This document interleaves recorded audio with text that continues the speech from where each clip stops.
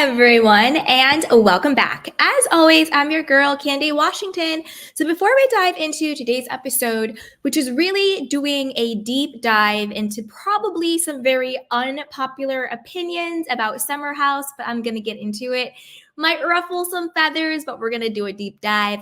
I'm also going to talk about Kyle Cooke versus Craig Conover, what's going on with Loverboy versus Spritz, and is Paige DeSorbo a big fat liar? Is she lying? And I'm going to tell you why I think she is, and I have the receipts. So before we dive in, go ahead and like, subscribe, and share. So if that's you guys, if you're in the chat box, say hi. Hi, Kelly.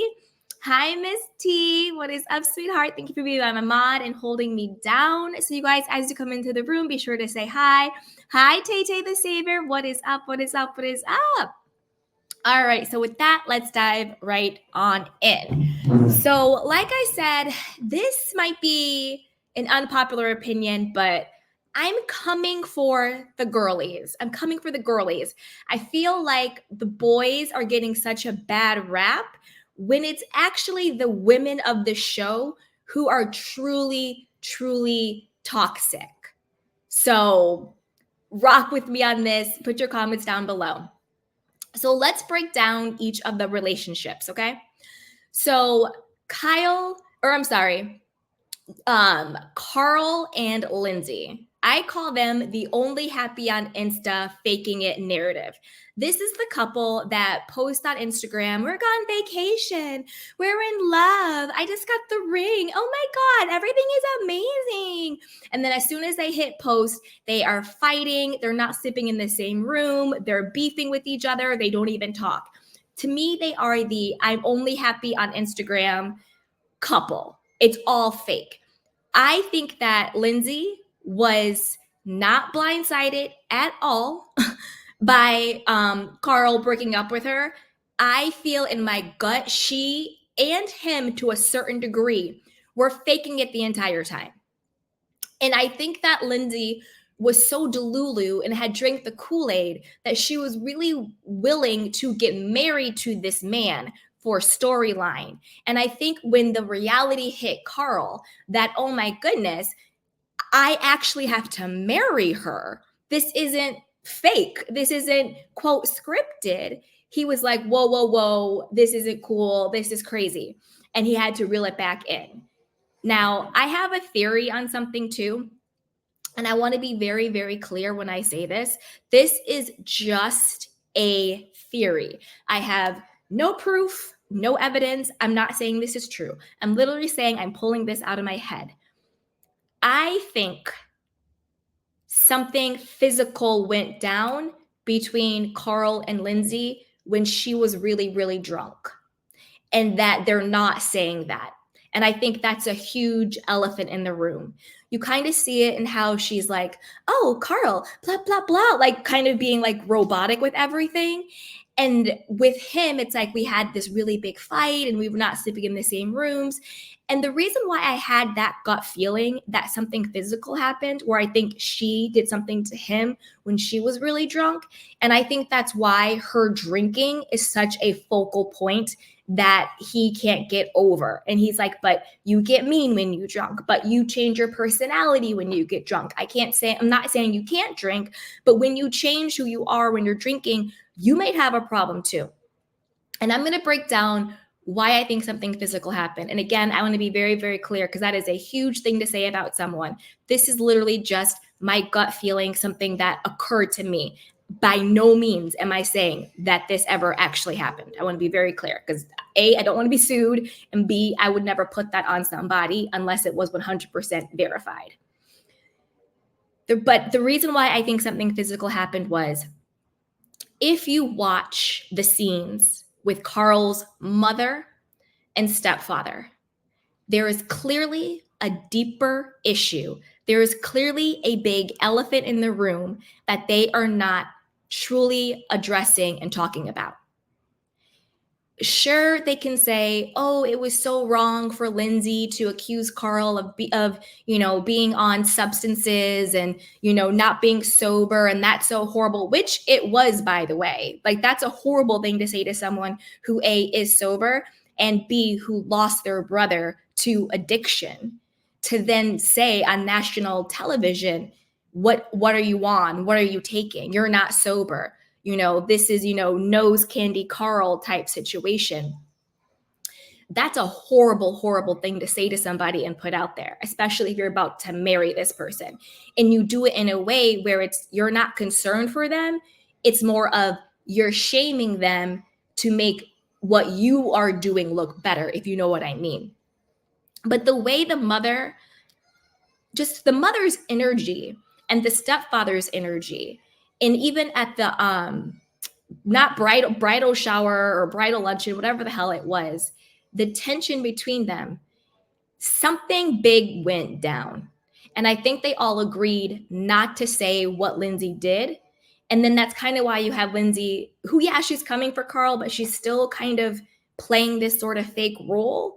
And that's why I think Carl really pulled all the way back. That's just a gut feeling I have. Another thing that I was like, I'm super confused on this. This is, again, another example of two people who just are fundamentally not compatible. They are just fundamentally two different people. And when you have two people who are fundamentally different trying to come together, one second, you guys.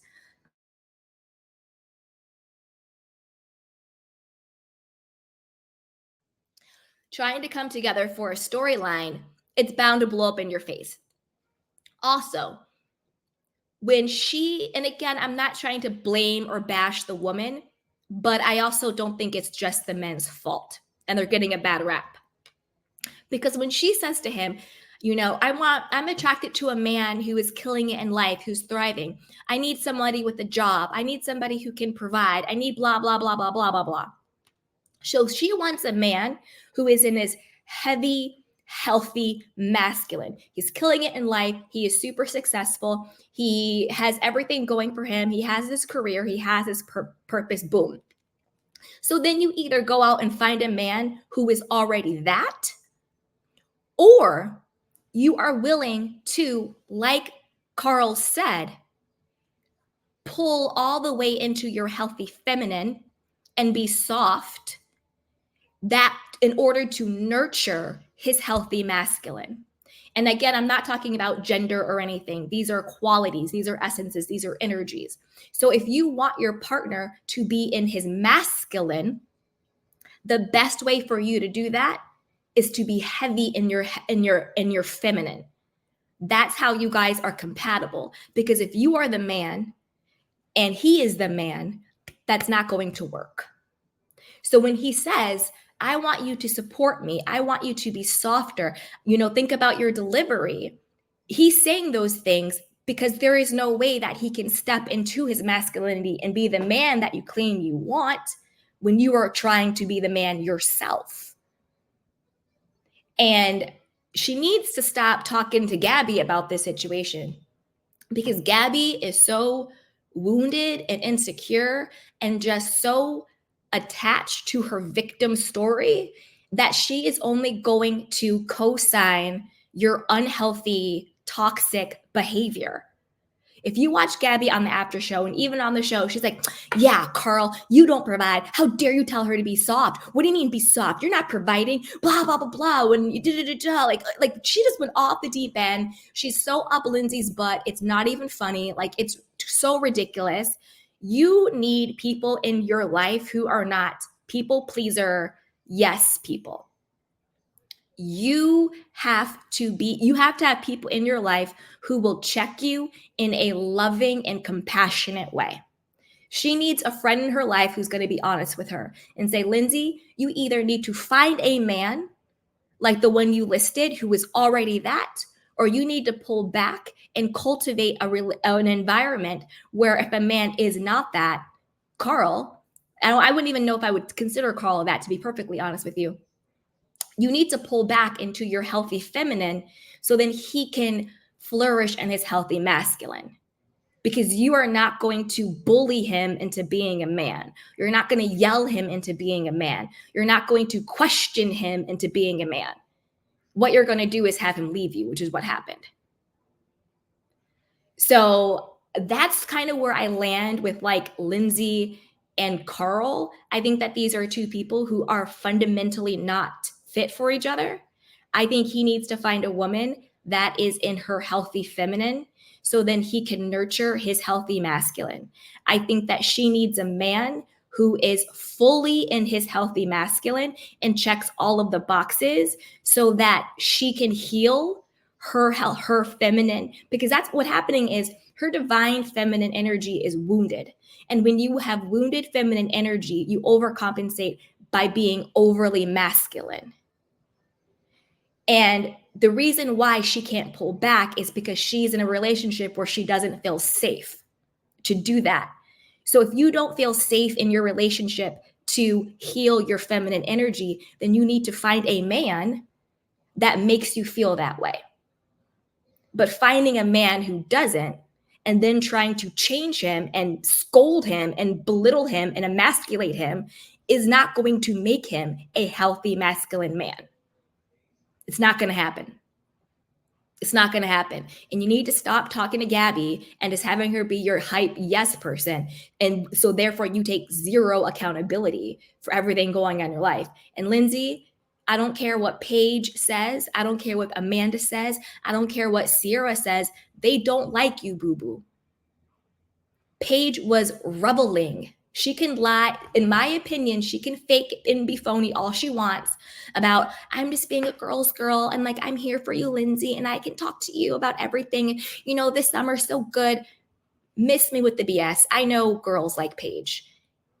The reason why Paige has befriended Lindsay is because it is so clear that Lindsay and Carl were going to implode, and Paige was reveling in that. I bet my bottom dollar, if Lindsay and Carl were happy and healthy, Paige would not be messing with Lindsay at all. She would still be bashing her, and they still wouldn't be friends, and she still wouldn't be really rocking with her like that. Paige, unless she considers you her, quote, friend, is the only type of girl who will befriend you when you're doing poorly, when she feels like she's better than you. Because this whole stuff about someone just needs to tell her, like, you can get out of this. Like, it's okay. Paige, since when ever in the history of humanity have you ever given a damn about Lindsay? And let's not forget, Carl rejected Paige. Remember when Paige first came on the scene and her and Carl kept like doing their little thing in like the pantry, and she was like, why don't you call me during the week and take me on dates and blah, blah, blah. And Carl, I keep mixing them up. Carl curbed Paige. Remember, so don't forget that. Don't forget that Paige wanted Carl very badly and Carl curbed her. And now you're going to tell me all of a sudden Paige wants to be your best friend? Girl, bye. I think it's great that they broke up. And I don't mean that in like a negative way, like, oh, it's great people broke up. Obviously not. What I mean by it's great they broke up is because I think now the two of them can go find people or find themselves in a healthier way. This was clearly doomed from the start. The stepfather was 100% correct. I would not marry these people. Carl's mother, her energy, the way, because she was angry with Lindsay. There was an anger in her. And I think that anger, again, I'm not saying this is true. This is a gut feeling. I think Lindsay got blackout drunk and put hands on Carl. She either pushed him or shoved him or maybe I don't know. But I think something more than what they've shown or said on the show went down. Because the way that mother, her whole energy, and the stepfather was like, and another reason why I thought this was that it was either his mother or the stepfather. I think it was the stepfather said, you know, if you get married and this relationship continues, you're in for like a world of hurt, and it's only going to get worse and worse. Something along those lines. And to me, it just made me think of like when people are like, oh, if they hit you once, they will hit you again. And abuse only gets worse. It doesn't ever get better. So that's what made me think of that, because they were using terminology that I would think someone would say to someone who's been hit. That's what I was thinking. To me, it just, on my gut, it seemed like something deeper happened. But I do think that Lindsay was setting herself up to be the new Ariana. I think she thought, I will come in and I'll be this like feminist, like I'm not going to be a stepford wife. Like who talks like that? Like, excuse me? I'm super confused. Who talks like that?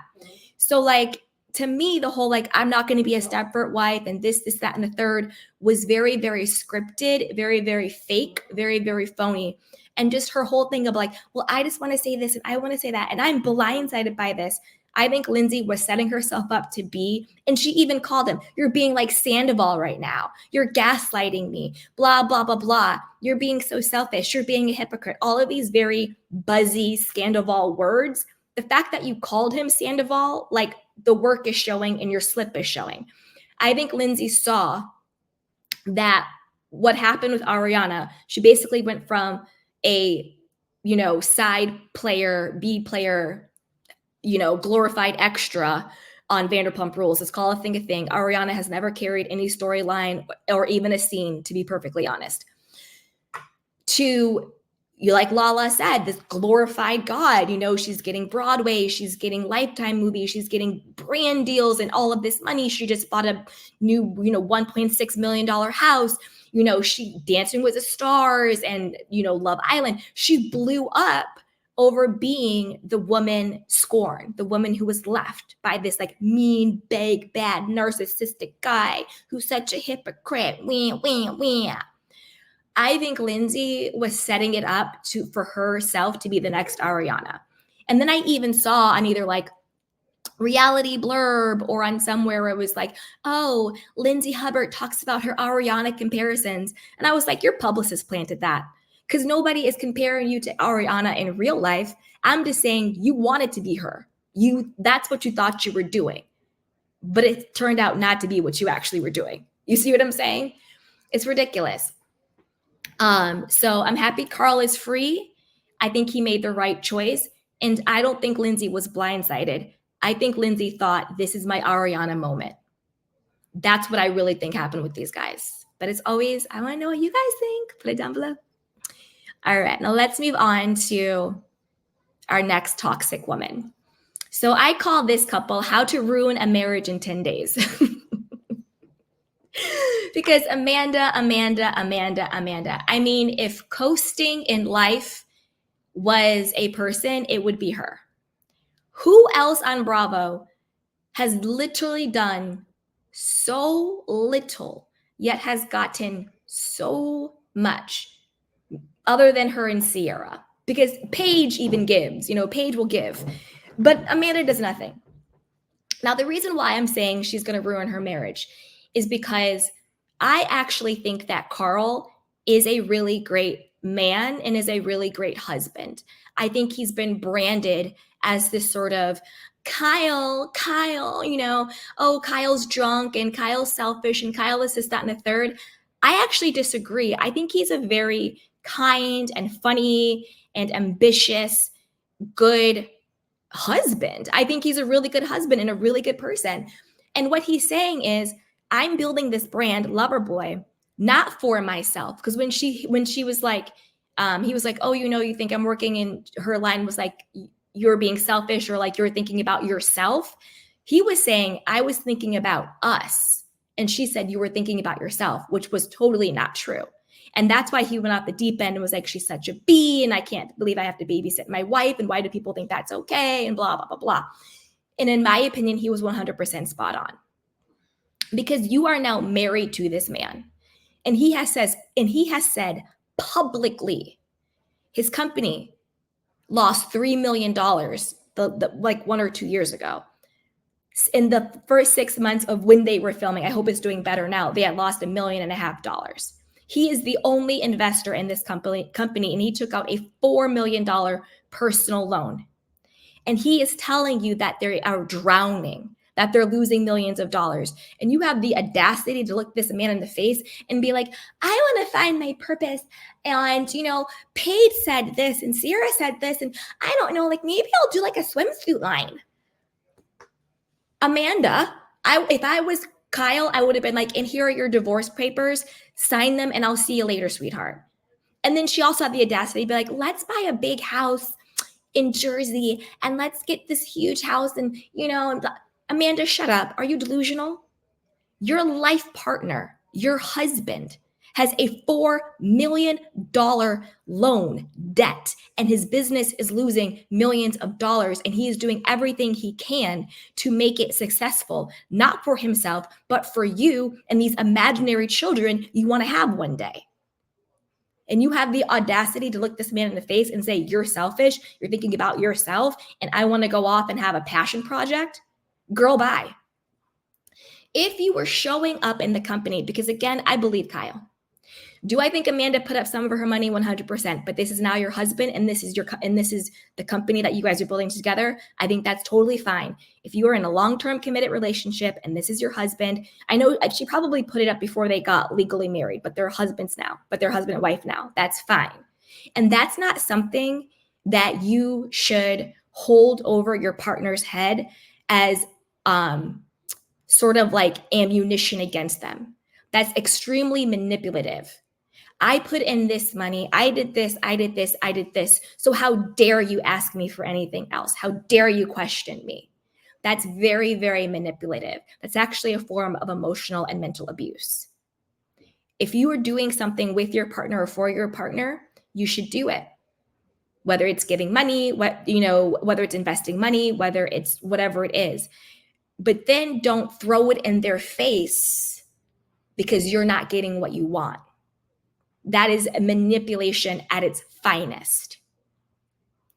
And also, Amanda, you need to stop taking advice from girls who don't have what you say you want. And I don't mean, because some people are like, oh, if you're married or if you're in a relationship, don't take advice from single people. I don't think that's true.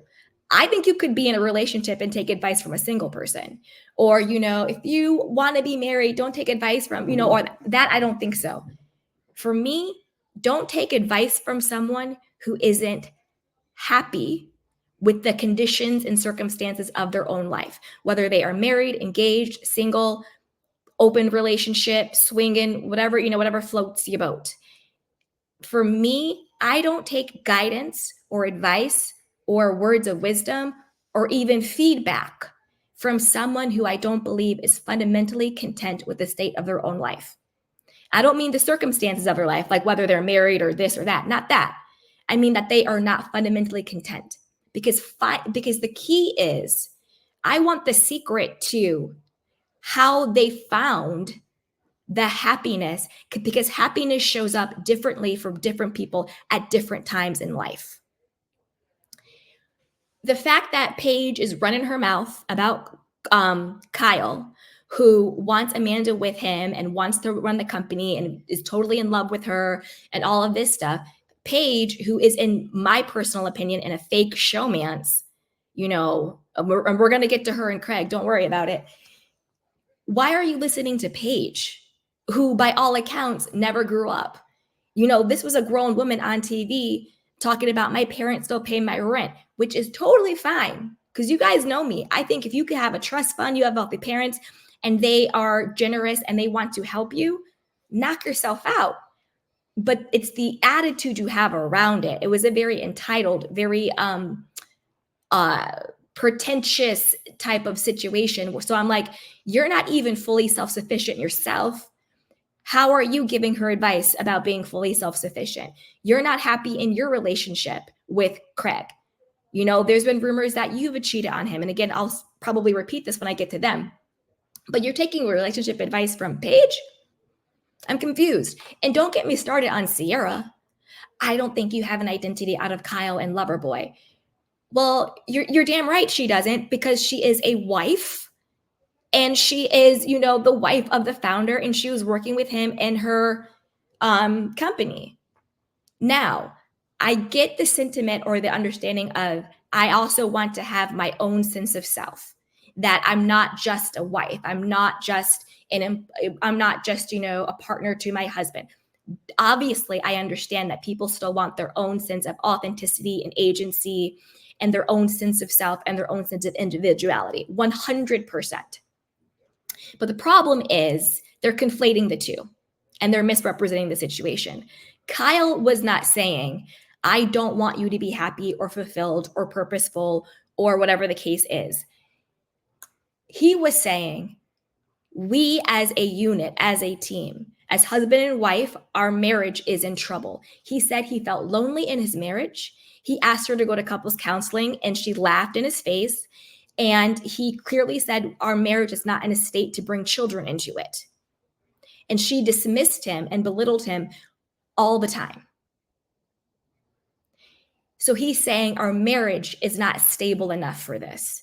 And two, our business is not stable enough for this. Like I said, a couple years before, they lost $3 million. Just before they went into filming, they lost $1.5 million. He has a $4 million loan debt, which, wake up, sweetheart, you're married to him. Depending on the prenup, that is also your debt, Amanda. So you better be doing your little designing and merchandising and figuring out some flavors for Loverboy, because that $4 million defaults, you're on the hook too, boo-boo. Okay? You're on the hook too. So what Kyle was saying was, in the key areas of our life, our marriage and our business finances are so unstable that I cannot fathom you being like, well, now I'm just going to go do a bikini line or design something or have my own thing. That is what he was saying. But Amanda is so weak-minded that she let Paige, who literally is just a glorified influencer's daddy's little girl, spending mommy's money chick, which is, again, fine in and of itself, but am I really going to take life advice from that particular situation about the situation I have? Probably not. Probably not. And Kyle made a very good point in the after show where he was like, I was talking to Paige and Sarah about the business and telling them how it was struggling. And they were just like, oh, well, just don't do it anymore. Just let Loverboy go. And he was like, oh, they really have no idea, the stakes of what it truly means to own a business. And like he said, he's like, I have over 30 employees. Those are families. Those are people who just had babies. Those are people with mortgages and rent to pay. Those are lives that he is working to help and make better, and they're just like, well, I'm just going to go model and I'm just going to be an influencer and I'm just going to take pictures. I'm like, just let Loverboy go. Loverboy. And even in the show, they're like, well, Loverboy could tank any day now. And he's like, Loverboy is tanking. That was the thing. He was like, listen, we are suffering in every aspect of our lives right now. And for Amanda to be so flippant and so dismissive, like he's being selfish, he's not being selfish. And remember, he got mad, he hit the door and he was like, you act like I work for fun.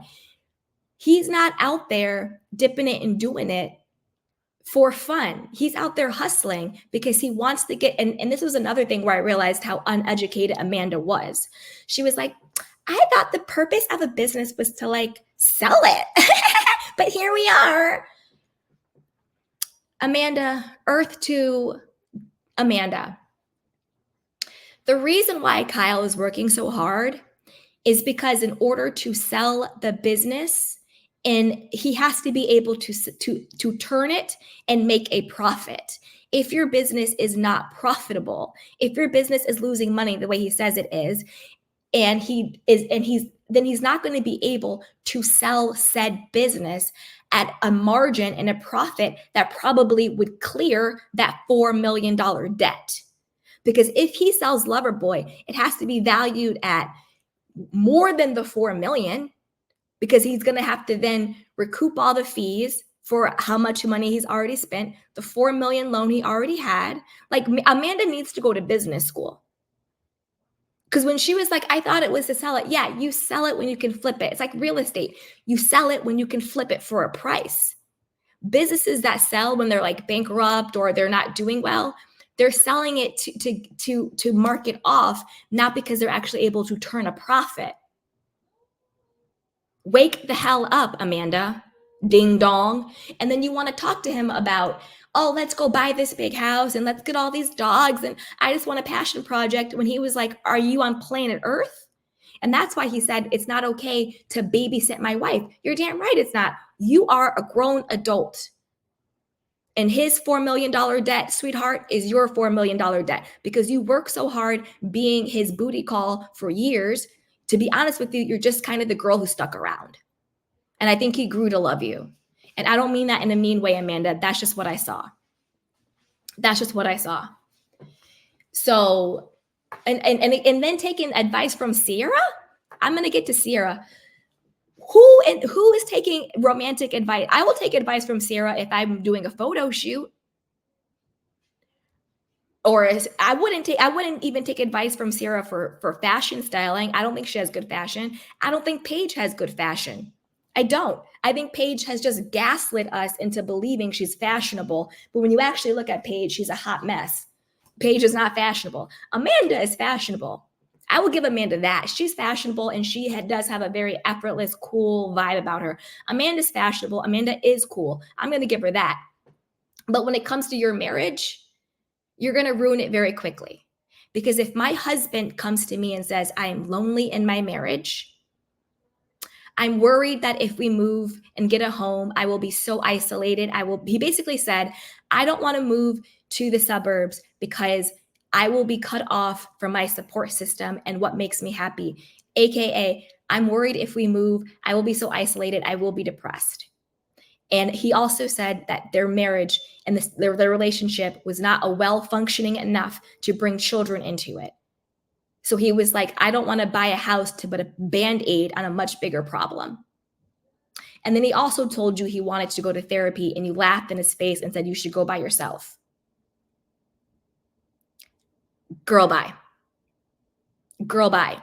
And they also are, what do you call it? They're rewriting history too. Because on the show, they were selling it like Amanda was going to start her own business, this bikini swimwear line. That's how it was being sold to Kyle.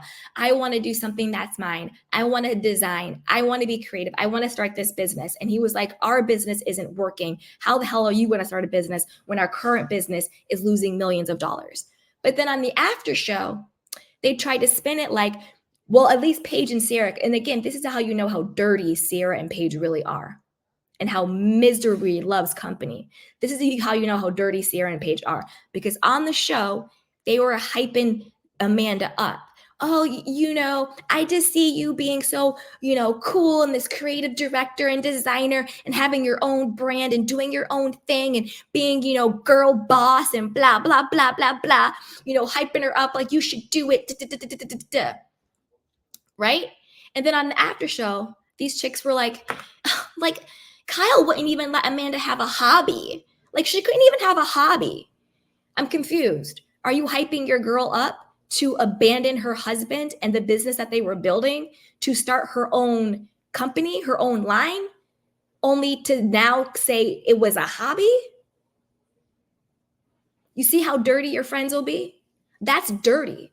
Because I thought you were hyping her up to have her own brand and her own business. But then behind the scenes, you're laughing at her and being like, even if it doesn't work out, even if it fails, at least she's doing something. And, she just wanted a hobby, just something to make her happy, just a hobby.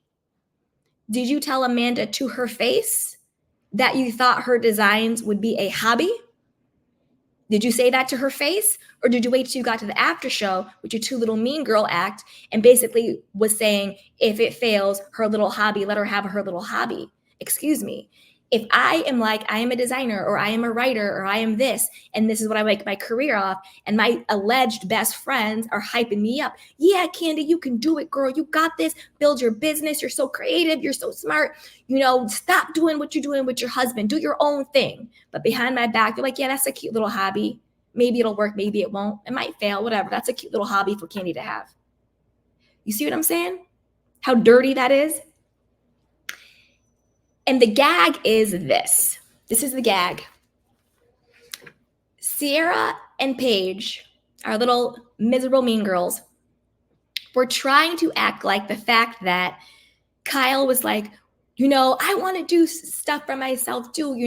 I want to have, I want to be a DJ because he loves music and, he loves cultivating a vibe and all that stuff. Kyle's great. He's a vibe. Kyle's great. He's a hype guy, brings the music, creates the ambiance, all of that. Right. So he was like, I want to be a DJ, this, that, and a third. And they all kind of laughed at him like, oh, Kyle, like whatever. He wants to be a DJ. What a man child, blah, blah, blah, blah. And the whole thing that Kyle was saying about Amanda is that she has no follow through. She just kind of wishy-washy, doesn't really go start to finish. She has no follow through, and she's not really serious about anything. So why take away the little bit that you are doing for the company for something that you're not going to do anyway? And then the gag is, it turns out Kyle has now started DJing.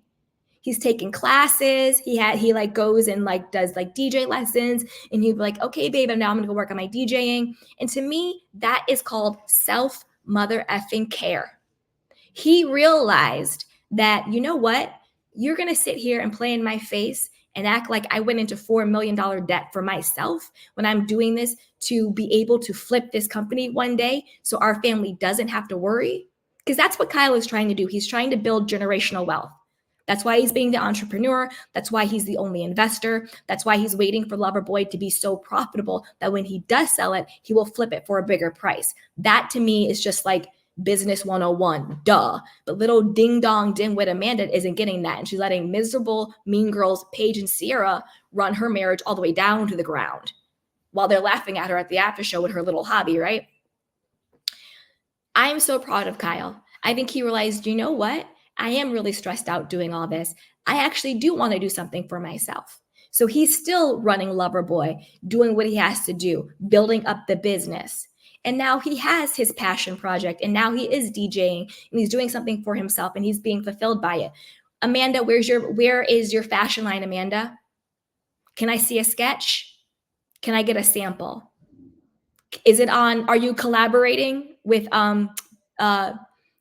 Beverly Beach?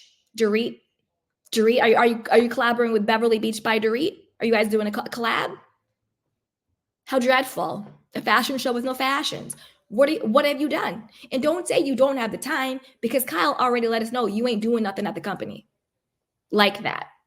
And when I say that, I want to be very clear that I am by no means dismissing the investment money that she gave to Kyle while they were building up the business. By no means am I dismissing the designs and creativity that she has done for the company. By no means. You could be not showing up today, but you had showed up the day before. You see what I'm saying? So just because I'm saying to her, you need to step it up in the business, where is this passion project? Because you clearly have time on your hands. You're doing TikToks with Sierra all day long. Why don't you spend that TikTok time getting some designs, getting some sketches? Because the gag is, if you actually focused and you used all of the blessings you have, you probably would be a big designer. Because you're clearly creative. You have a man that supports you. You are on Bravo. You have one of the hugest platforms in the world. You have a social media following. You clearly could actually do something, but you're not doing a damn thing. And that's what Kyle was saying. He's like, well, you're not doing anything really in the company, and now you want to take your time away. Where is it, Amanda? Where's your fashion line? It doesn't have to be swimwear, but what is your side passion project that you felt the need to emasculate and belittle and disrespect your husband about?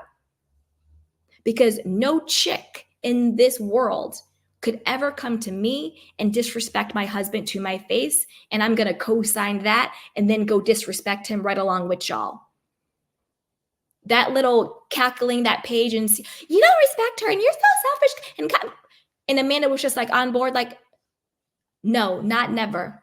Even if I agreed with what you were saying, never in life would you catch me in public disrespecting my husband and co-signing my so-called friends, disrespecting him too. Absolutely not. I would ride for him all day long. And then when we go home, I would be like, okay, baby, we got to talk about this, this, and this. Let's go through everything. Let's talk about it. Let's get on the same page. Boom, boom, boom. But if I really love this man and this is my husband and we're building a life together, I'm not talking about somebody who's legitimately abusive. Kyle clearly is not. So I want to be very clear. I'm not talking about someone who legitimately deserves all of the smoke in the world. That's a different conversation. That's not Kyle. Kyle is working himself in the ground to build a business for his wife, Amanda, and the children that they are going to have one day. You see what I'm saying? To me, Kyle is actually a really great guy. He seems really caring. He seems really fair. And to be honest with you, I knew Kyle was like 100% for a long time. But what really made it so clear how good of a man he was is the level of care he is taking for Carl. When Carl was in his lost years, showing up at Loverboy, we all know the deal, what Carl was going through, the demons he was dealing with, the issues he had. Then he was with Lindsay and bad-mouthing Loverboy, quitting the job and all this. Him and Kyle are beefing, this, that, and a third. But when Carl came to him being like, I'm in a much better place now, I'm sober, I realized the mistakes that I made in that situation. I'm owning it. And and also because Carl also had lost his brother, was going through all of that. And for Kyle to open his friend back with open arms and being like, let's make sure our friendship is good. But hey, man, let me help you get on the right track. Let's do, non-alcoholic beverages. Here's your, monthly stipend, retainer, whatever it's going to be. This is how much you're going to get in sales. $2K an event. That's great. I would love, who wouldn't want to get $2,000 just for showing up? Come on now. Come on. Per event or whatever the case is. I got you. When a lot of people, the majority of people would be like, oh, no, Carl, now you come crawling back. I thought you were better than Loverboy. I thought this, that, and the third. You wanted me to be the flower boy in your wedding. That's it. You clowning me, blah, blah, blah, blah. You left. You said this. You said that about me. Blah, blah, blah, blah. No, you can't come back. I'm not going to have your back. Da, da, da, da. People are petty and hold grudges. But the fact that Kyle created a position for his friend who is in need. And again, I think also because Carl has done so much work, he is sober, he has a clear mind, and he has contrition, and he took accountability for the role he played in the demise of their friendship at one point, and the demise of their business relationship. I think because of those things, any decent person would be like, yeah, let's give this a chance again. We're best friends. You're my boy. I got you. And to me, that was so that gave me like the warm and fuzzies. You know what I mean? To have somebody who has your back like that, that's a real man. That's a real man. And Kyle, to me, listen, Kyle, I saw you on Watch What Happens Live and the mullet is gone. So, no, I'm kidding. You're married. I'm kidding. That's a joke. That's a joke. I'm not like that. No, I'm not like that. But what I'm saying is, like, seriously, because that was just a joke, obviously. Seriously, I do think that Kyle is a really good person. I think he's a fantastic husband, and Amanda needs to wake up before she messes up a good thing. And I think that he's a really great friend. He's a great son. He has a great relationship with his parents. Kyle, to me, is a really great person. Do you know what I mean? A really, really great person. So that's kind of where I land on Amanda and Kyle. Amanda, my advice to you is stop taking advice from so-called friends who are unhappy in their life. I don't mean single. I mean unhappy. Because you could have a friend who is married and who is unhappy. I wouldn't take advice from that person. Find somebody who is happy in their life, whatever their life looks like, but they have found happiness. So then they can give you guidance and advice from a place of objective love and compassion, and not based on their own jealousy and insecurity and wounding. That's what I say. Find someone who is content and happy to get your advice from, because they will look at your situation objectively and also with no jealousy and with your best intention in mind. Because at the end of the day, I don't actually think Paige and Sierra have your best intention in mind, not necessarily because they're bad people, but because where they are at in their own life, they are only going to see situations through the lens of their own wounding. Find somebody who is healed and happy to talk to and to mentor you, because then they're going to see you objectively. They're not going to see you through their own insecurity. And that's what I think is really going on. And a little bit of sabotage. Because when people are unhappy, misery loves company, whether it's consciously or subconsciously, they probably want to see your marriage fail. They probably do. And I'm going to be honest, they probably do. They probably do want to see your marriage fail. Because the advice they were giving you and the way they so freely disrespected your husband wouldn't be my friends. But like in their words, good luck with your little hobby, because that's what they were calling your creativity, a hobby. That's basically what they were saying. Okay. That's what I'm going to leave them there. So let me know what you guys think. Put it down below. In a second, let me take a quick drink.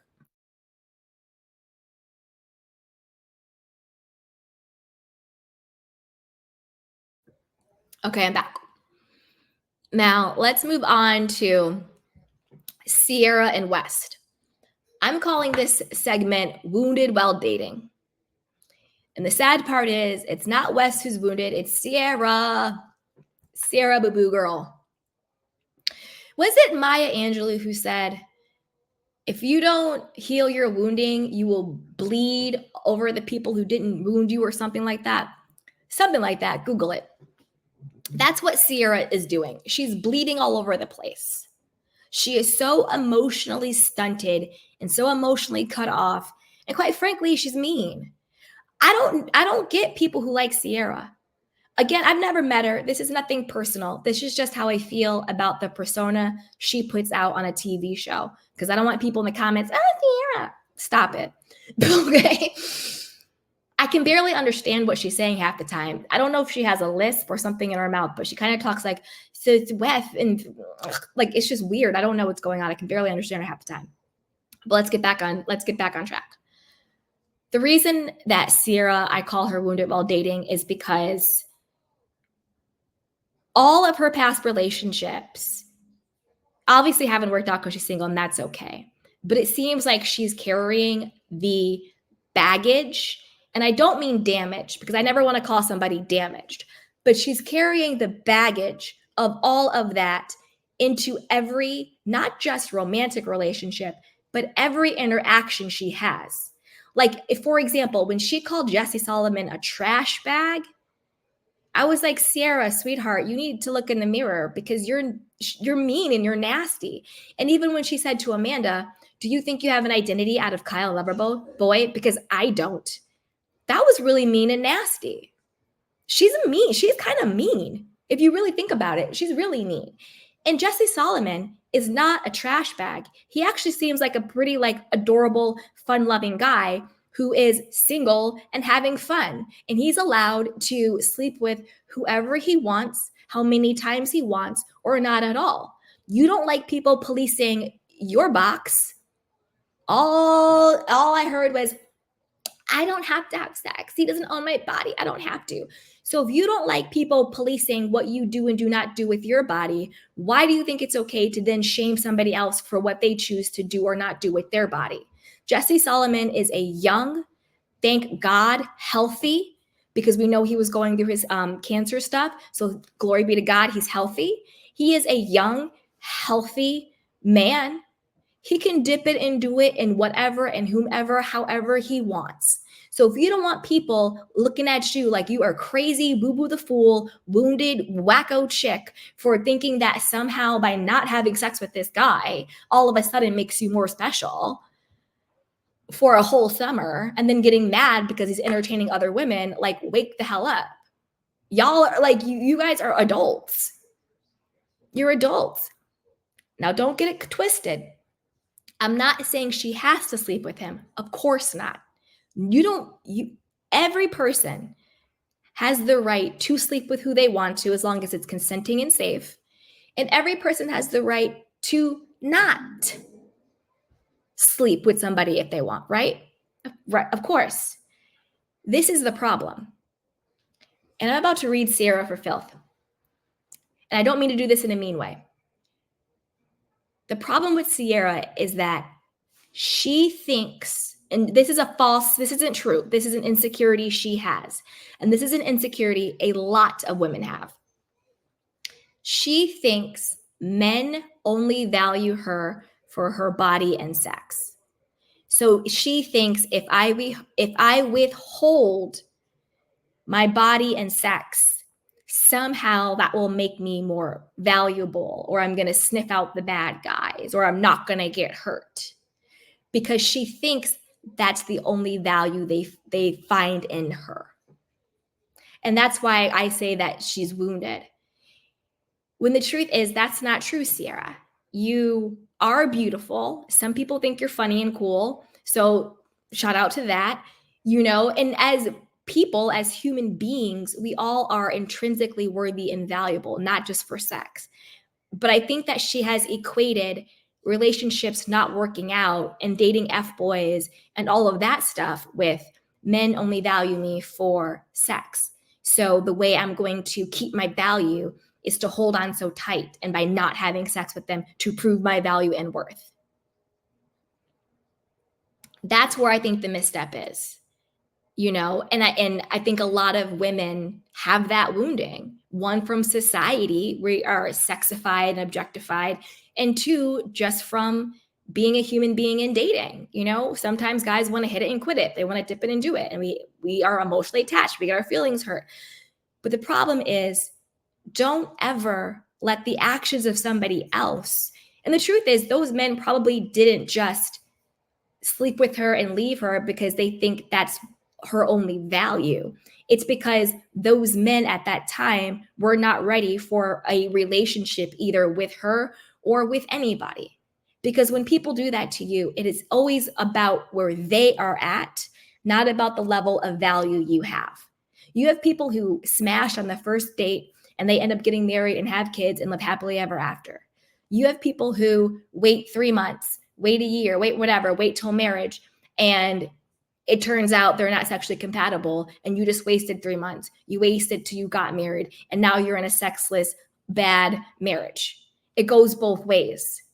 Just because you withhold sex doesn't mean that they're going to value you more. I think when it comes to when you decide to be intimate with someone, it should be because that person has earned your trust. They've earned your trust that you can do this act with them and that they are safe to do it with, and they will honor your body. Or you just feel in it. Sex is fun, like it's okay to have fun. If that's just what you want to do, do it. If you want it just for pleasure and you just want to have fun, that too. If you want to wait till it's somebody that you trust, that's too. But it shouldn't be a weapon you use to prove your value to someone. Because the truth is, when you are intrinsically valuable, you don't have to prove yourself to anybody. You just are. A diamond doesn't work to prove its worth to somebody. A diamond just is. It's the cut of the diamond. It's the clarity of the diamond, right? It's the carat of the diamond, which are all intrinsic things about the diamond. The diamond is valuable simply because it's a diamond, not because it's withholding the amount of carats it has, not because it's withholding the amount of the cut and the clarity. I'm going to not tell you how clear this diamond is, so you'll think it's more important. No, it just is. And that's what I want for Sierra. I want her to know that she is enough and that she is valuable. And the fact that relationships hasn't worked out is not an implication on her worthiness or her value as a woman, and not to equate sex with her worth. I think she thinks that she's showing her value and worth by not having sex. But it's never the action. It's always the energy and intention behind the action. And the energy and intention to me screams, I've been hurt so much before. I am terrified of being hurt again. I am terrified that I'm going to prove once again that I'm not good enough, I'm not worthy, that all men leave me, and that all they want is sex from me. And I think that is the energy from this whole sex thing. So she's actually doing the opposite. It's actually giving controller energy, desperate energy by doing that. And shout out to Tay Tay. Sarah has not recovered from Austin Kroll. Let's get into that. Sierra, I'm going to need you to take a little thing we like to call the accountability pill. You, Sarah, need to take accountability for the role you played in being played like a damn fool on national television. Austin showed you who he was multiple times. When you got with Austin, he was still playing games with his ex. What's her name? What's the blonde girl's? Madison. He was still playing games with his ex, Madison, when you got with him. And you knew that. You knew that. He was still playing games, texting Madison, talking to you about Madison, this, that, and the third. He wasn't talking to you because he can't afford a therapist. He was talking to you about her because that's the way guys communicate to you that you're not the one. I still love my ex. He's not talking to you because he has this connection to you. He's not talking to you because he can't afford, BetterHelp. He's talking to you because that is his slick way of letting you know the woman that is truly on his mind. That's why when you go on dates with people and all they do is talk about their ex, let me take these off for a second. That's why when you go on dates let me know if the sound is still okay. That is why when you go on dates with people and all they do is talk about their ex on the first date, second date, it's a wrap. For me, it's the first date. Unless it is a logical, obvious, relevant reason why you are talking to me about the last woman you were with, it's a wrap, boo-boo. Because I'm not here to be your therapist. I'm not here to be your mother. I'm not here to be your friend, to be honest with you. I'm here to see if I have a romantic relationship for a healthy, healed romantic partner. And if you're sitting here acting like I'm your therapist, then that ain't it. And don't think you can change him. And don't think that you're going to be special and different. Because at the end of the day, nobody is special because we're all special. And I don't mean that in some kumbaya way. I mean that for real. We are all, as human beings, we are all special. So when you think you're special, you're actually wrong. You're not going to be so special you're going to change him. No, because we're all special. People change because they want to change. They don't change for anybody else. Point blank, period. Talk to any addict in this world.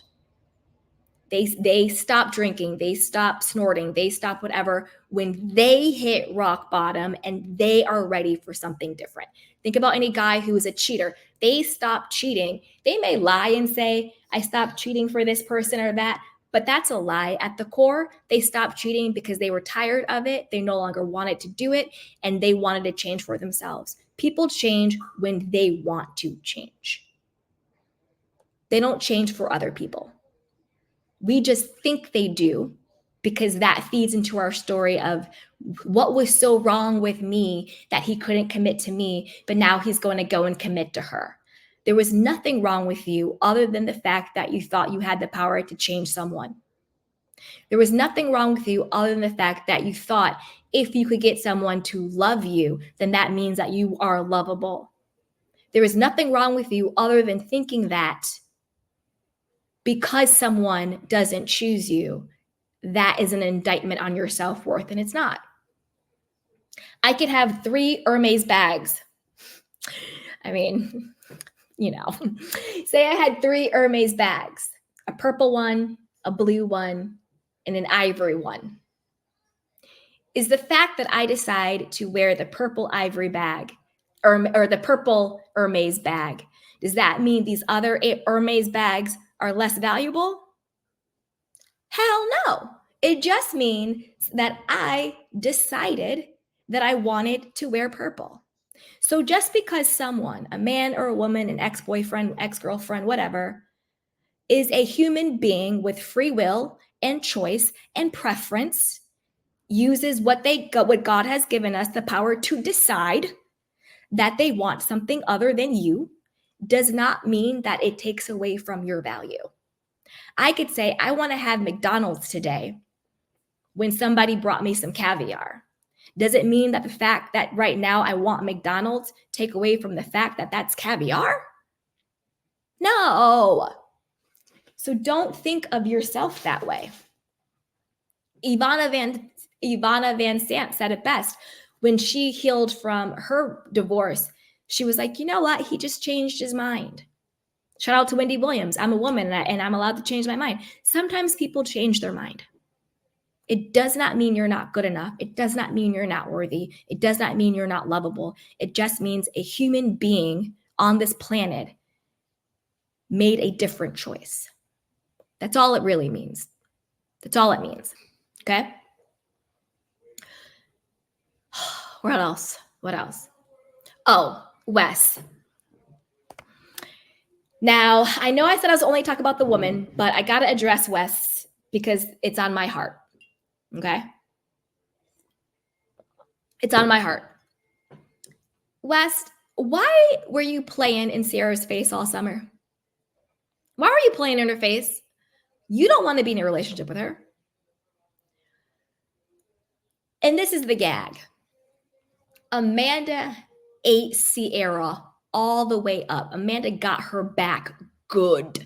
Because remember when Sierra was like, oh, do you have any identity outside of Loverboy and Kyle? I don't think you do. That was really nasty and really cool and really cruel. Like it was really a nasty thing to say, right? Had Danielle said that, they would have crucified poor Danielle. Danielle can't catch a break, but I'll get to her in a little bit. Amanda got her get back with Sierra. She ate her up. Last episode we just saw, they're talking about how West is a jokester. He doesn't take anything serious. He's just joking. And Amanda goes, yeah, and Sierra, what if you're the biggest joke of all?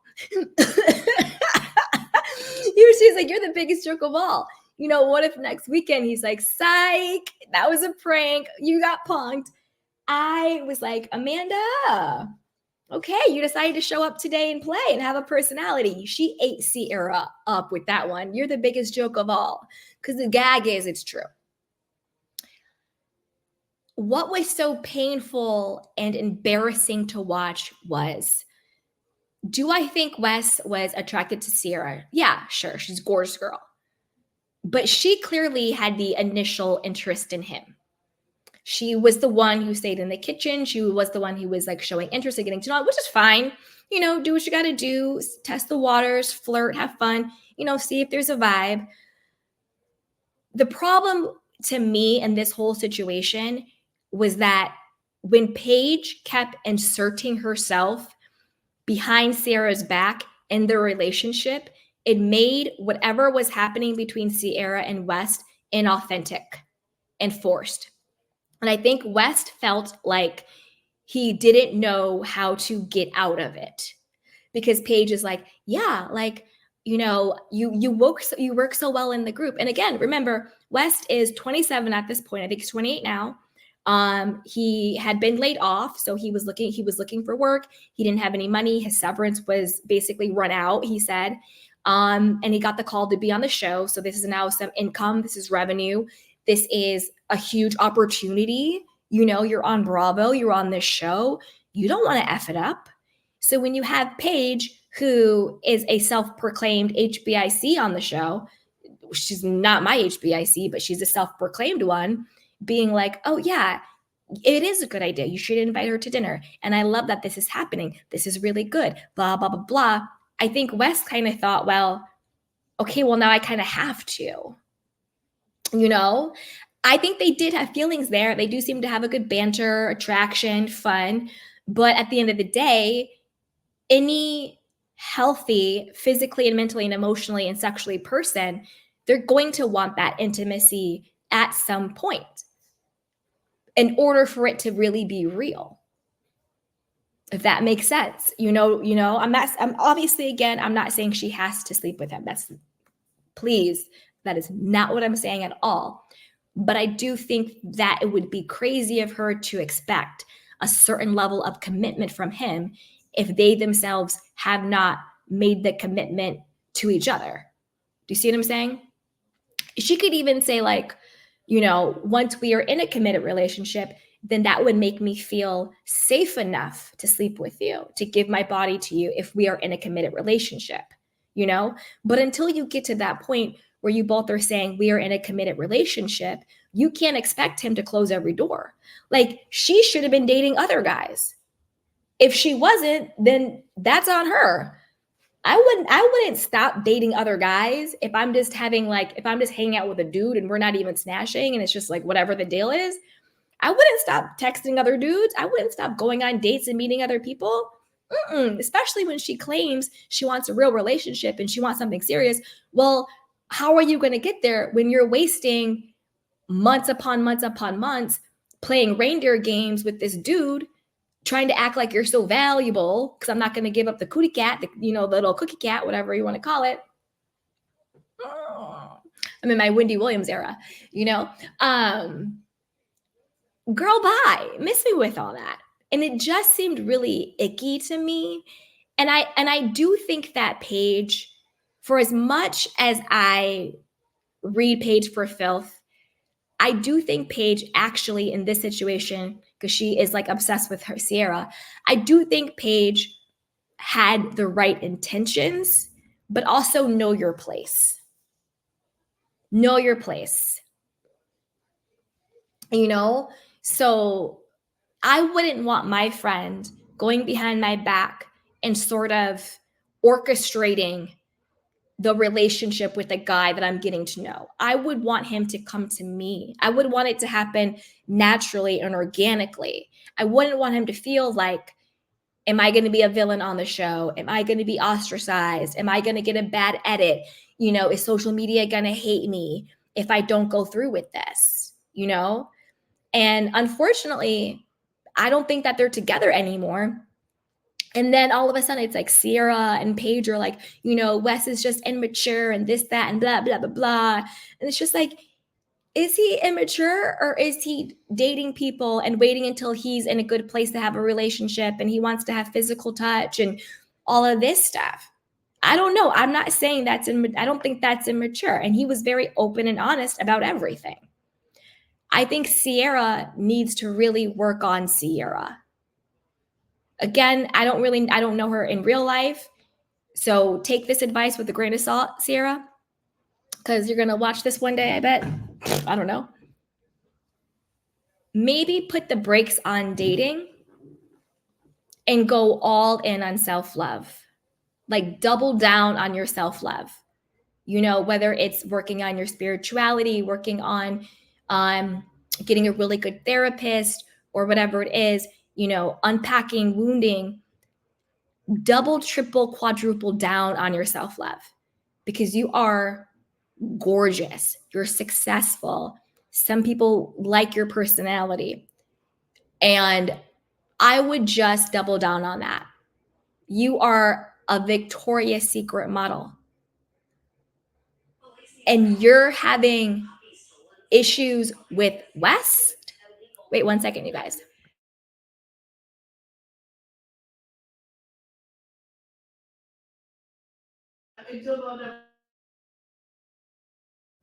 Sorry, guys. Okay. So Sierra, I'm going to need you to work on your self-love because the caliber of man that you should be bagging, Sierra, should be, that TikTok trend, I'm looking for a guy in finance, 6'5", trust fund, blue eyes, all of that. Other than the looking part, because women, we don't look for men. Men look for us, okay? But Sierra should be with I don't know, like the executive of marketing of TikTok, finance advisor of Goldman Sachs, entrepreneur who built a business and doing this, that, and the third. Sierra should be at that level. She should be dating multi-millionaire established men. You see what I'm saying? Like, that's the level you really should be playing at. Because the gag is you are a gorgeous girl. And I'm not just saying equating looks to the type of men you date, But if we're being honest about the society that we live in, oftentimes that is the case. You know what it is what it is. I'm not being sexist. I'm not being misogynistic. I'm not belittling her humanity. I'm just calling a thing a thing.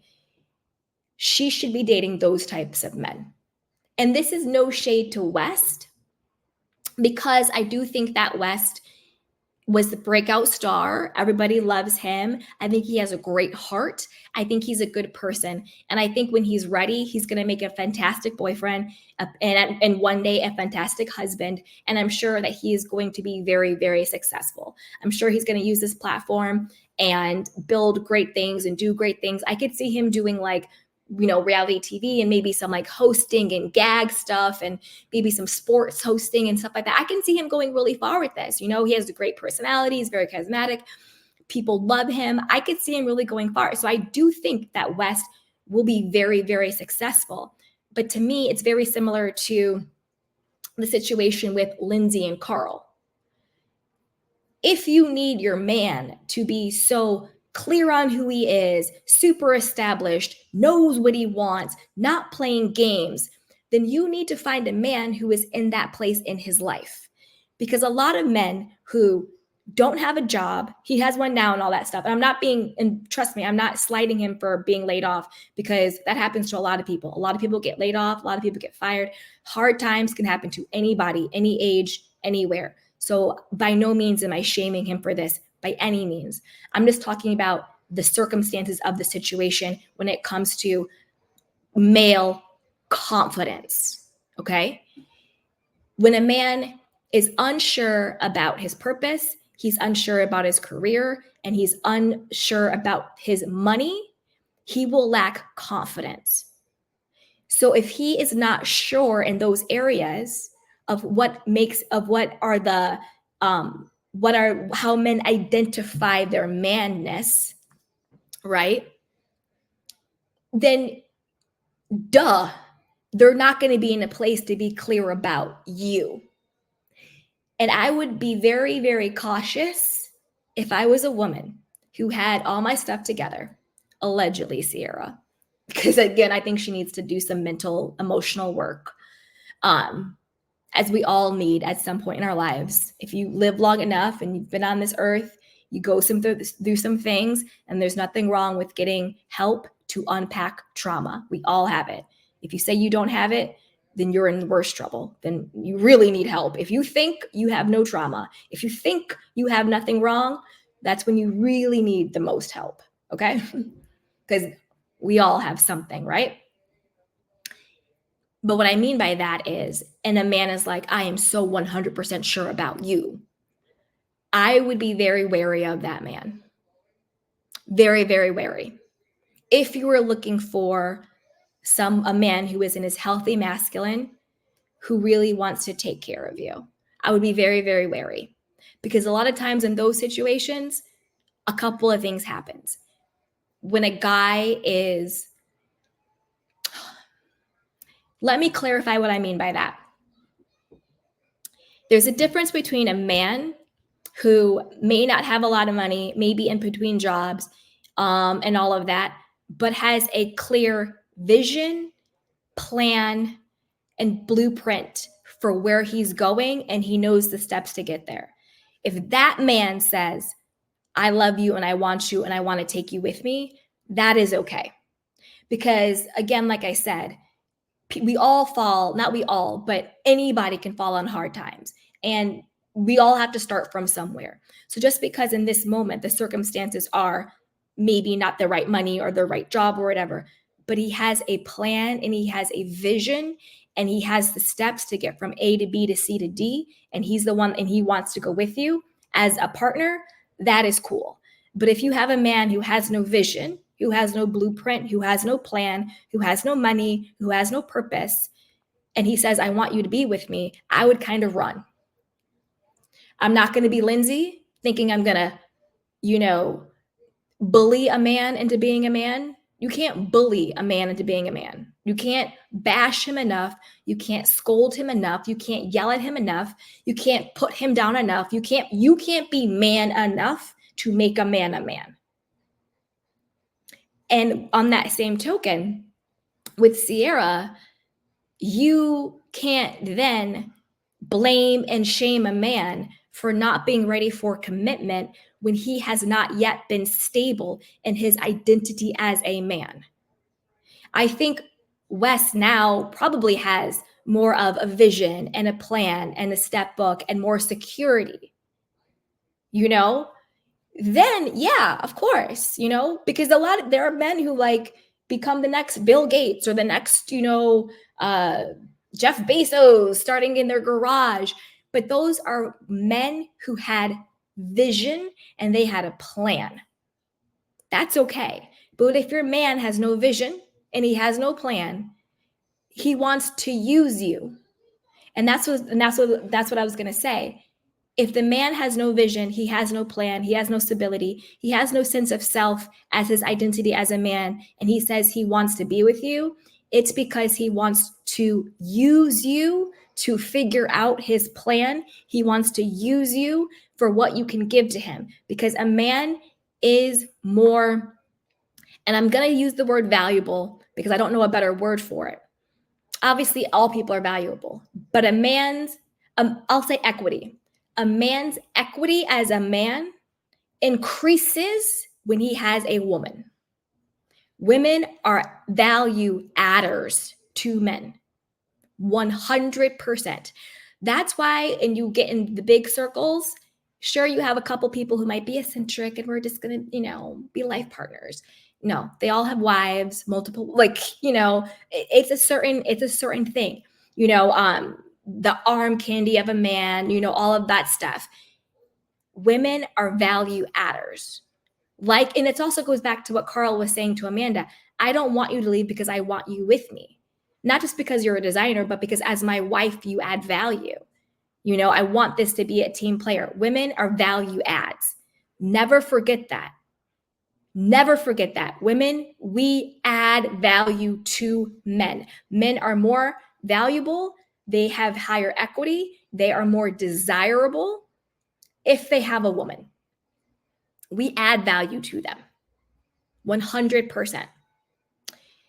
So if a man doesn't have a vision or a plan or any of that stuff and he says he wants to be with you, it's because he's going to use the value you give him, your support, your time, your ideas, your energy, your body, the value you add just because he has you, to find that plan, to find that vision. And unfortunately, 9 times out of 10, he leaves you. And then he's on to the next one. That's why you hear all those stories. Like, I held him down in medical school and now he's a doctor and he's divorcing me. I held him down when he started his business. Now his business is booming and he's cheating on me. I held him down through law school. And now he's a big lawyer making all this money. And he wants to leave me and he's divorcing me for the newer, younger model. Because you were never part of his plan or vision because he didn't have one. You were just the resource he used to get to where he needed to be. You see what I'm saying? So when it comes to Sierra and West, I don't think they're together. Sierra is doing her usual bitter Betty, addicted to her victim story. She needs to let that go and really heal and get some self-love. And another reason why I knew Wes was not really into Sierra was because what happened with Austin. We know how dirty. Oh, and that was another thing I wanted to say about Sierra. Okay. I got to write it down. Austin, 2 things. I'd be on my little tangent. Okay. 2 things about one thing. 2 things about Austin. 2 things about Austin. 2 things about one thing. Number 1, let's talk about how I knew Wes never really had it for Sierra. And then 2, I'll talk about how Sierra needs to take accountability for herself. Okay. I knew Wes never really had it for Sierra like that when on Watch What Happens Live, he was asked the question, oh, why do you and Austin follow each other on Instagram now? And he was saying how on some after show, he was like, yeah, I'm tired of hearing Austin's name. I'm tired of hearing that dude's name or whatever. And Austin saw the show or got a clip or whatever. and slid into Wes's DMs. And they were exchanging notes and talking. And then all of a sudden, they are boys and they're cool, and they're following each other on Instagram. This is a man that fundamentally, I'm going to say damaged was the action, but I don't think any person is damaged. But that he did damage to her. If you ever really had it for her like that, you would not be kikiing and kumbayaing and chopping it up with this dude. For what? You don't know him like that. You don't owe Austin anything. If you ever really felt something for Sierra, I'm not saying you have to stay with her. I'm not saying you have to be with her.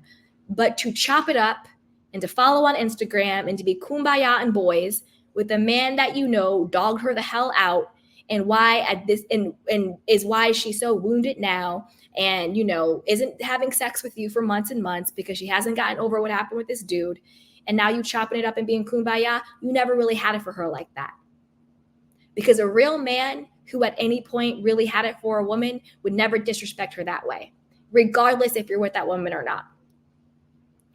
My exes would never do that to me. Because even though we may not be together, they still would not disrespect me like that. And then that's why Sierra, when she was on Watch What Happens Live, poor thing, was like, yeah, and they were talking about Wes and Austin. She's like, yeah, I can't have anything and blah, blah, blah, blah. But that has to really hurt, that the guy who played the hell out of you on national television is now chopping it up with the guy who just decided not to commit to you. That's not cool. That's not cool. So that's when I was like, Wes, yeah, you never really had it for her like that. I think for Wes, I think he thought, I need to do well on the show. I need to be liked. I don't want anybody to come after me. I don't want Paige mad at me. I don't want the audience to turn on me. Let's just see where this goes and ride with it. I don't think Wes is a bad guy. I don't think he's immature. I don't think he's an F-boy. I think he's just a young man who is finding his way. And I think once he finds his plan and his vision, I think he's going to be great. I think he's going to be a great father, a great dad. That's the same thing, but like a great husband when that time is right in his life for him. You see, I don't think West is a bad guy at all. But you never really had it for Sierra like that. Because if you truly did, you would not be chopping it up with Austin. Doesn't mean you have to be mean to him, but you wouldn't be chopping it up with him. Second thing about one thing, Austin. Sarah, I'm going to need you to take accountability pill. Because Austin already dogged you the hell out. He was talking about his ex, Madison, in your face when you guys were hooking up. He said he wasn't ready for anything serious. He then continued to sleep with you and lead you on. Then when he came to the house, he had the audacity to hook up with Lindsay in your face. In your face. He had the audacity to do that. Now, I can't remember. And somebody check my timing here, because I'm trying to think about this now. Did Sierra hook up with Austin in South Carolina? Because she hooked up with him during the season of Southern Charm. When Paige was with Craig, Sierra came in town. She wasn't featured on the show, but Paige was like, oh, our Sierra is here to Austin. Austin, Craig, and Paige went back to Craig's house. Austin and Sierra smashed, and he stopped talking to her after that. All I can say is this. Sierra, he dogged you out multiple times, made it very clear he was still in love with Madison, made it very clear he was not ready for a relationship, and you continued to sleep with him. And this is why you now equate, men only want me for sex. Men only value me for sex because I'm having sex with this guy and he's not picking me and he's dogging me out. No. He knows you're beautiful. He knows you're smart. He knows you're amazing. And if you're going to give it to him, he's going to take it. That doesn't mean that you're not valuable. It just means you're trying to get with a man who just isn't into you in that way right now. But you knew who he was. So I'm not absolving Austin of his F-boy behaviors and how disrespectful he was, hooking up with Lindsay in front of her, sleeping with her in Charleston, and then never calling her again. I'm not giving him a pass. I'm not saying that what he did was right.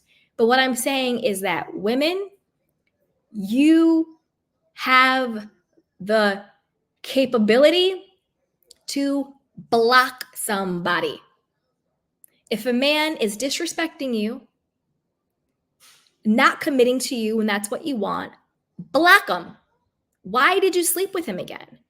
Why did you keep going back? And again, I'm not victim blaming, I'm not victim shaming, I'm not doing any of that. I'm just saying there comes a point in time where you have to say, these are the choices I made because I was just so much into this dude that I thought the more I give to him, then he will choose me. So you gave and gave and gave, and he took and took and took. I'm not saying that to shame you or blame you. I'm saying that to empower you. That when you know a man is not for you, close your legs. You kept your legs closed to West, and West treated you 1,000 times better than Austin ever did.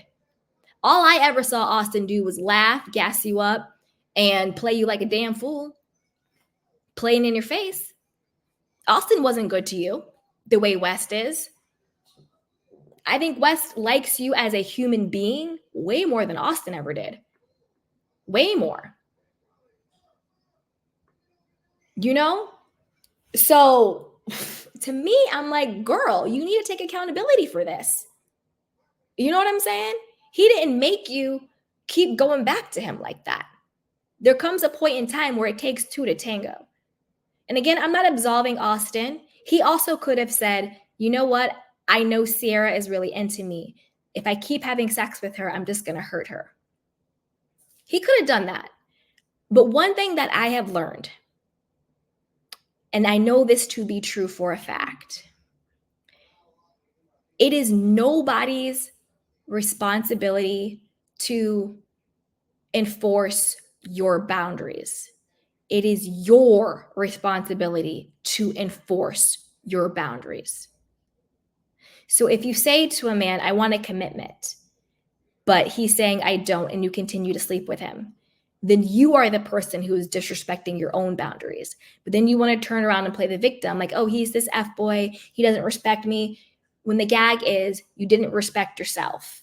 Because if you wanted something more from him and he wasn't willing to give it to you, this is when you say, I know my value, I know my worth, and I'm closing my legs, I'm pushing block, and I'm going to keep it pushing and popping.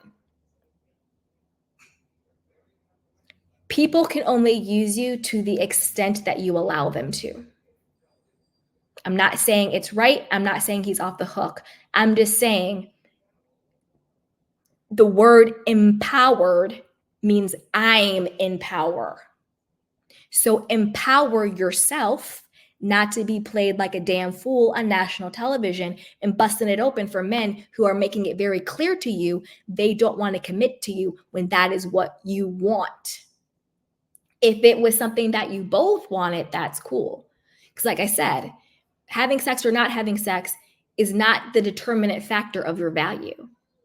You are the determinant factor of your value.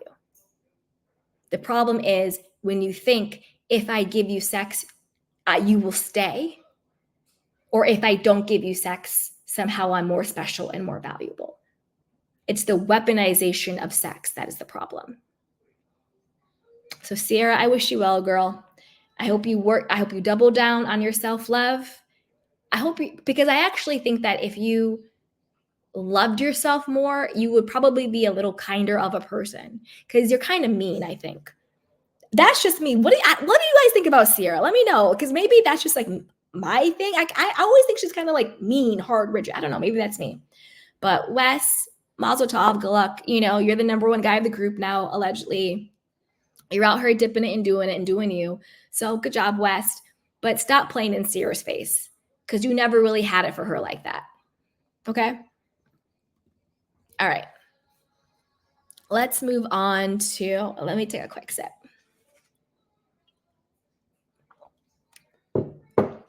Okay, let's move on to Paige.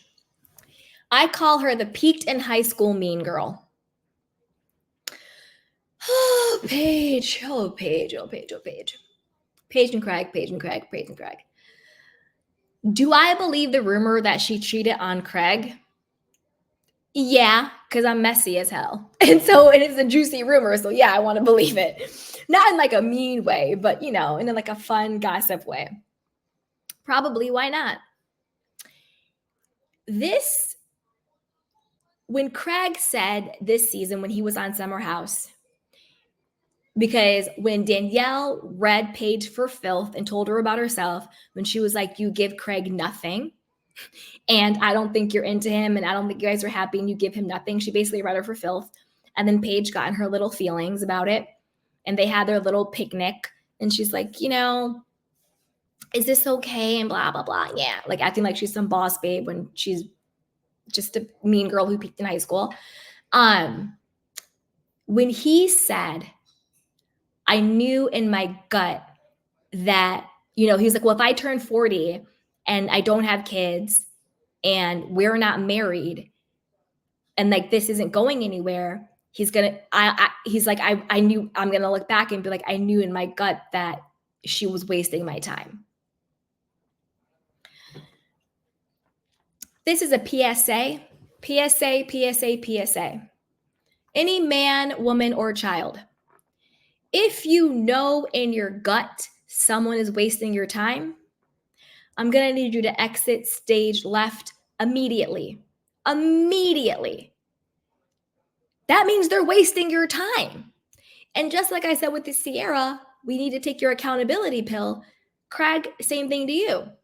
If you have the awareness to say on national television that you would get to the age of 40 with no kids, unmarried, and that's not a slight to being 40 and having no children or not being married. I'm just saying what he's saying he wants. Not obviously, I'm not knocking that. I don't care.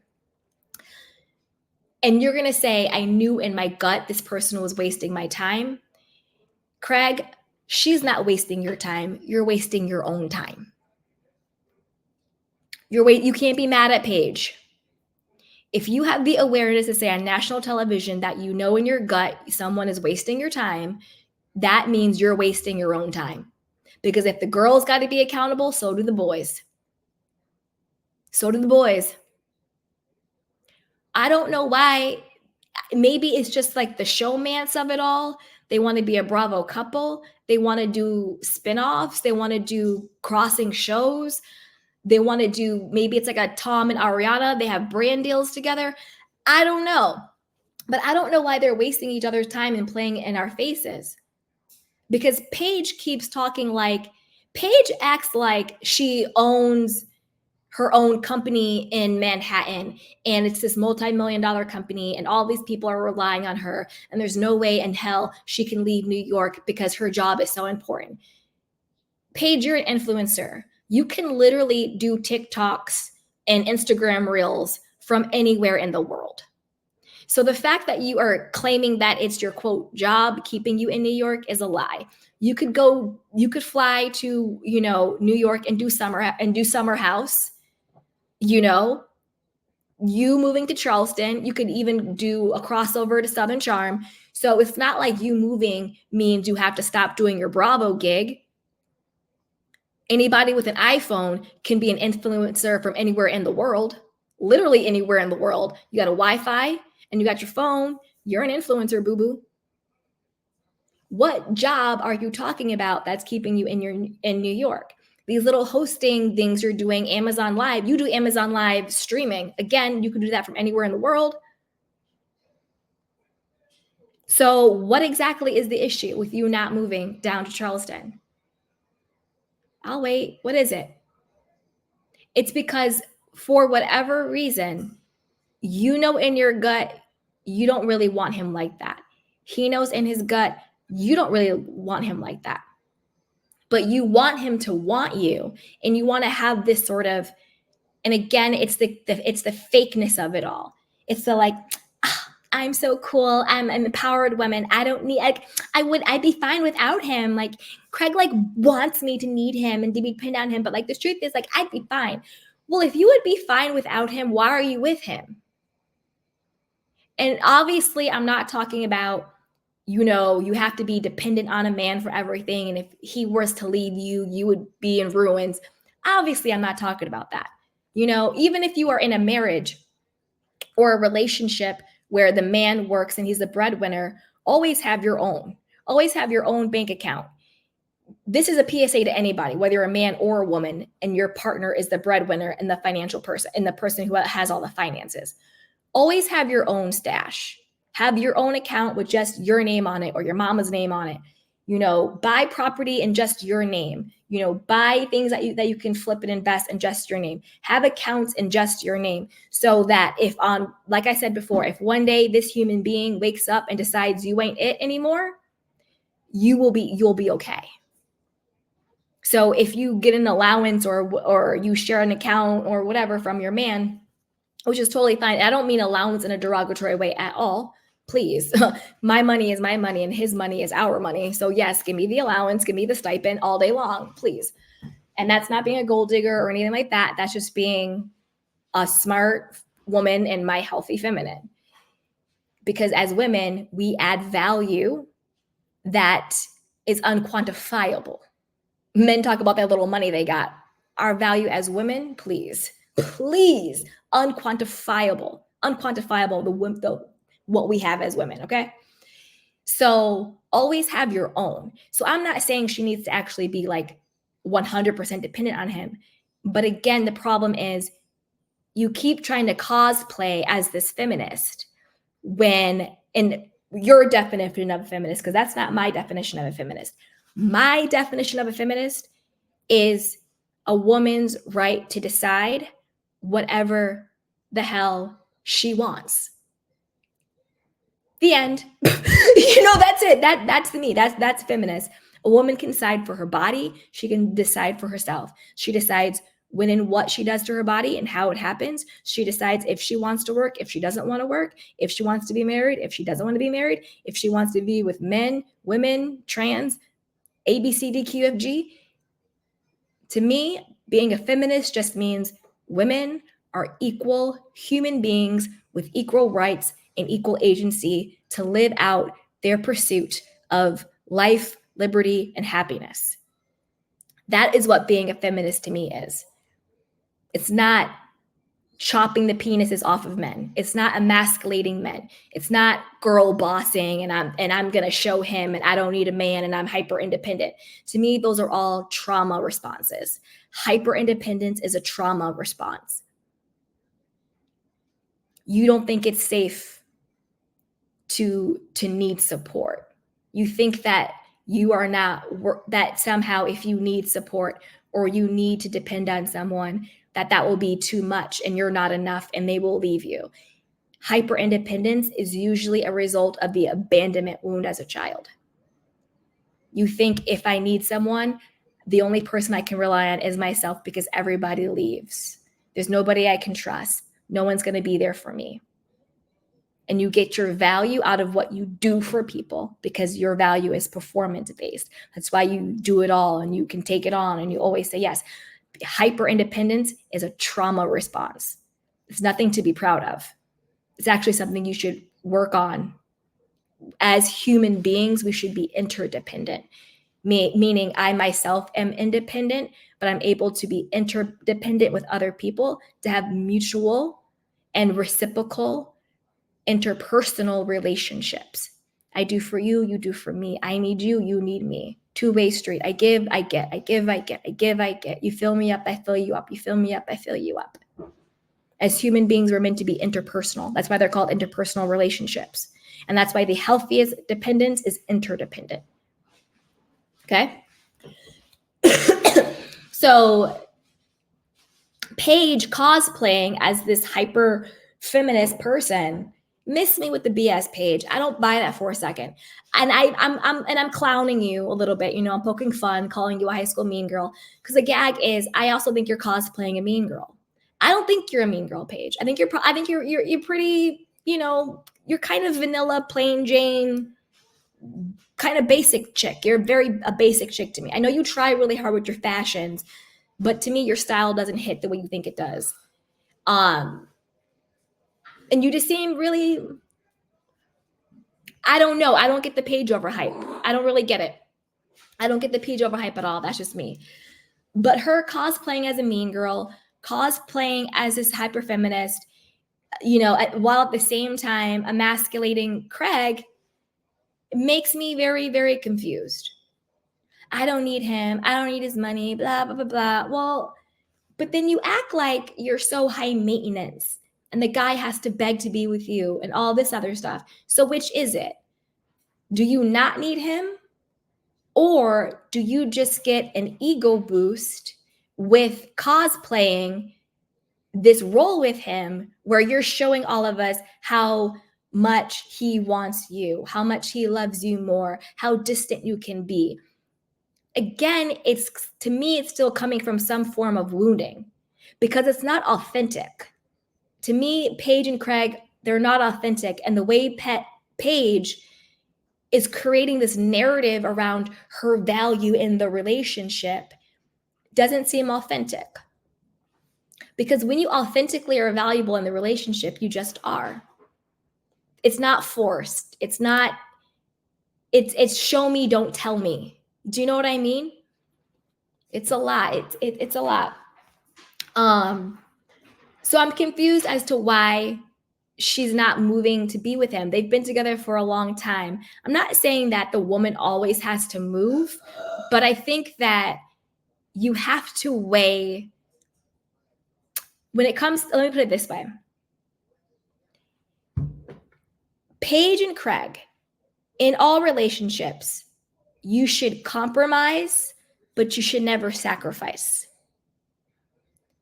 And it seems to me he wants her to compromise and move to be with him because his business is a brick and mortar in Charleston. And it is more of a place that he wants to raise children. So to me, that would be a compromise. And he's like, I will make our home as stylish as New York as you want to make it. I want you to get to know Madison and the other girls so you have a support system here. He's doing everything where it's like, if you compromise and you come here, then I will do everything in my power to make you as comfortable as you can be. Whereas I feel like she wants him to sacrifice for her to move to New York, where his brick and mortar business isn't there. And he can't really do his business from New York when she can be an influencer, like I said, literally anywhere. You don't have to be in any location to be an influencer. And remind me what other job Paige has other than Amazon Live, Giggly Swat. Again, that's a podcast. You can do a podcast, again, from anywhere. People do it all the time. I'm doing it right now. We're not in the same right now. A YouTube channel is pretty much a video podcast. Podcast is audio YouTube, essentially. You can do your little Giggly Swat podcast from anywhere. And then when you do get your little hosting gigs, you can just go and fly and do your little hosting gigs and then come back to where you live as your home base. So from where I'm sitting, it seems like Craig is looking for you to make a compromise in the relationship, where if you're willing to compromise, he will make it worth your while. Whereas you want him to sacrifice in order to have this front fake narrative of how cool you are and how you're going to make a man sacrifice if he wants to be with you. To me, it's coming more out of ego and out of selfishness than anything else. So if I was Craig, I personally would have been out. I wouldn't let anybody play in my face like this because Paige is playing in his face. And I do think Craig is getting to his limit because he's saying things like, well, you know what? If we make it or don't, I will be okay. I'm at the point in my life.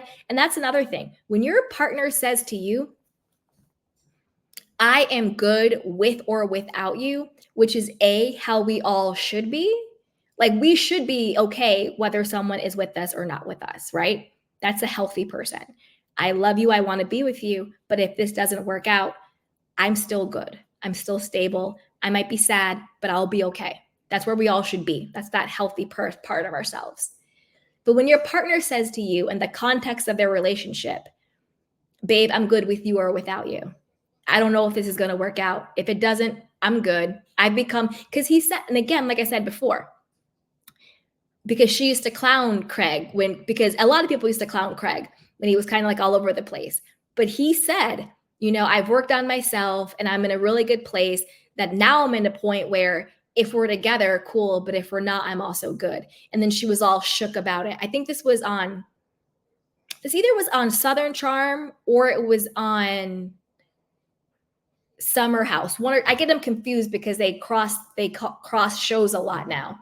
But it's on one of them, and that really shook her. And she was like, "No, but like I wouldn't be here if I didn't really love you. If I didn't want to be, I wouldn't be here." So now you want to be all like, I need you," because you got a little shook because he was like, "I'm with you or without you." But that is what I mean by when you're with a man. When she was with Craig was still clearly in love with Naomi. Quiet as it's kept, I think he's still in love with Naomi. And I think that in the back of his mind, Naomi is endgame.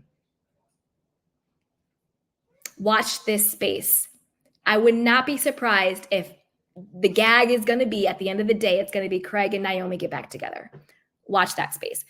But he was clearly still in love with his ex Naomi when he was with Paige. That's why he didn't want to label it. He was being wishy-washy, all that stuff. And she was like, well, I'm going to play the cool girl. I'm just going to be so cool. I'm going to be the cool girl. And he's going to like choose me. No, Paige, he didn't choose you. He settled for you, if we're being honest.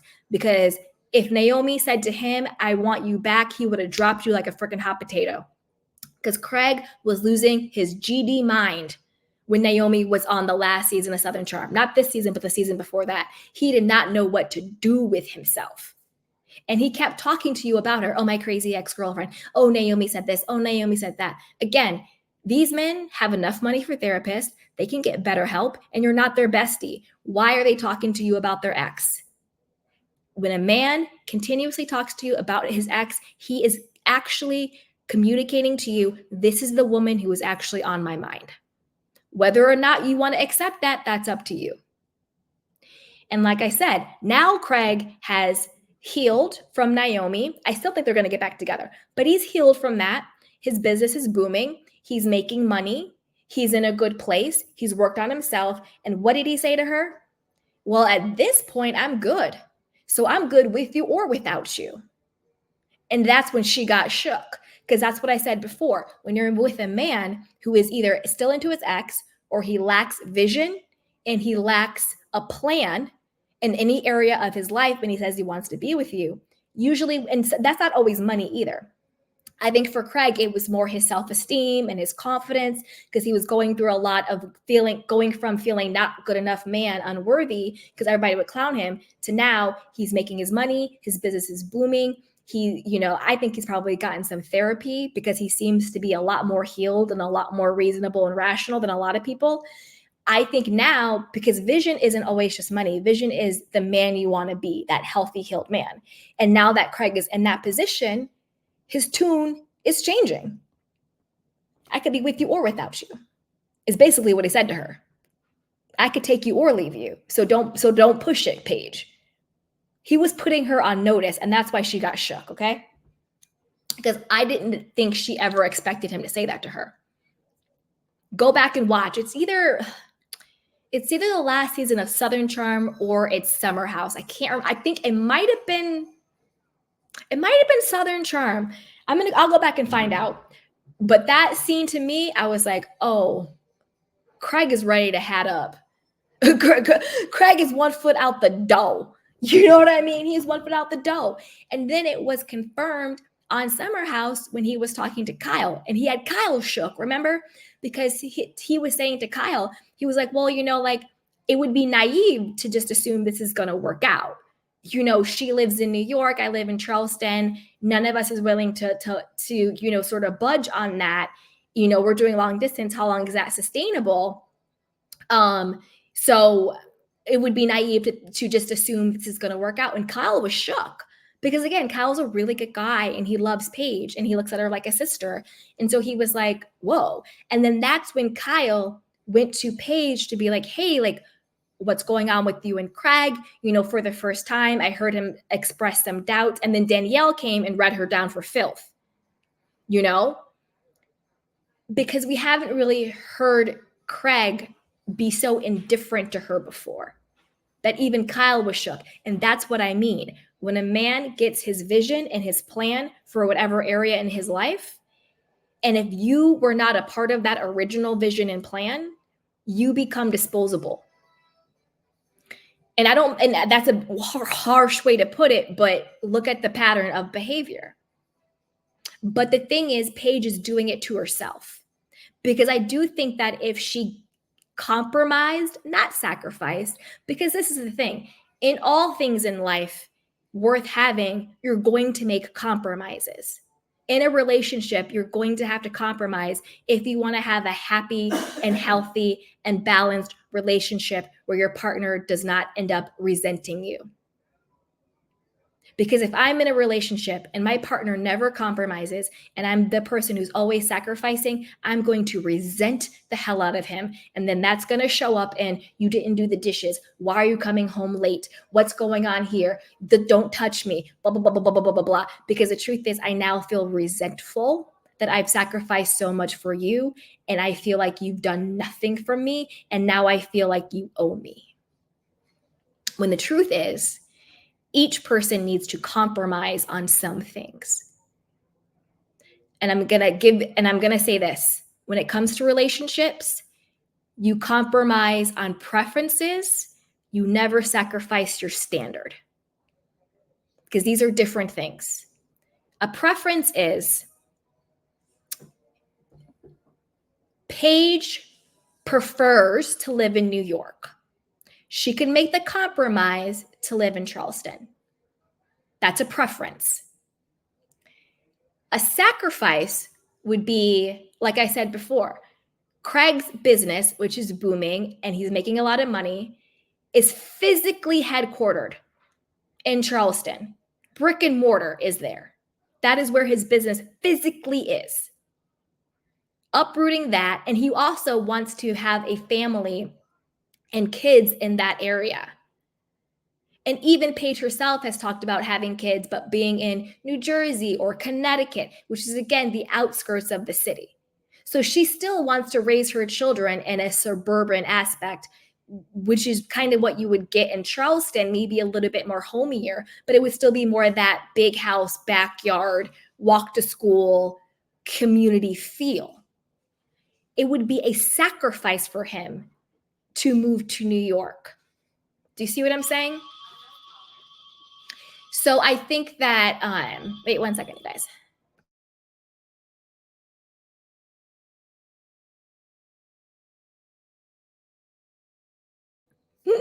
All right, we're back. Sorry about that, guys. So don't ever sacrifice your standards. Like, again, like for Sierra and West, let's say her actual standard was, I need to be in a committed relationship with someone before having sex with them. If that's her standard, then yeah, don't sacrifice that. Don't just sleep with him because you think that's the only way to keep him. But make sure that's rooted in your standard, not rooted in your wounding. That if I sleep with him, he's going to discard me because he got what he wanted. That's living in your wounding. A standard is, I value commitment and I value feeling safe when I'm physically intimate with someone. So until we have that level of trust and until we have that level of commitment, that I don't feel comfortable having sex with you. That's a standard rooted in your value. So don't ever compromise your standards. I mean, don't ever sacrifice your standards, but compromise on preferences. You know, a preference might be, hey, babe, let's get Chinese tonight. No, I don't really want to. I'm an Indian. That's a preference. Compromise. You know what I'm saying? When you learn how to compromise on your preferences in your relationship, that is how you foster healthy relationships. But don't sacrifice your standards. Like a standard could be, I value feeling safe in my relationship in all areas. Therefore, I want a partner who is financially abundant and stable because that gives me a feeling of safety. That's a standard rooted in a value. Anyway, that's kind of where I feel on them. To me, I just feel like Paige is like little girl lost cosplaying. And I was going to talk about Danielle and Gabby next, but I'm going to talk about where I think Paige is lying next. And then I'll talk about Gabby and Danielle. Okay, so I stumbled upon this little nugget article. Let me get the article up. So the article is from Screen Rant, and it says Summer House, clues that Paige DeSorbo lives rent-free. The reason why I'm bringing this up is because wasn't one of Paige's storylines, conflicts with Craig was about how she's moving from her apartment to another apartment and what her budget for the apartment is.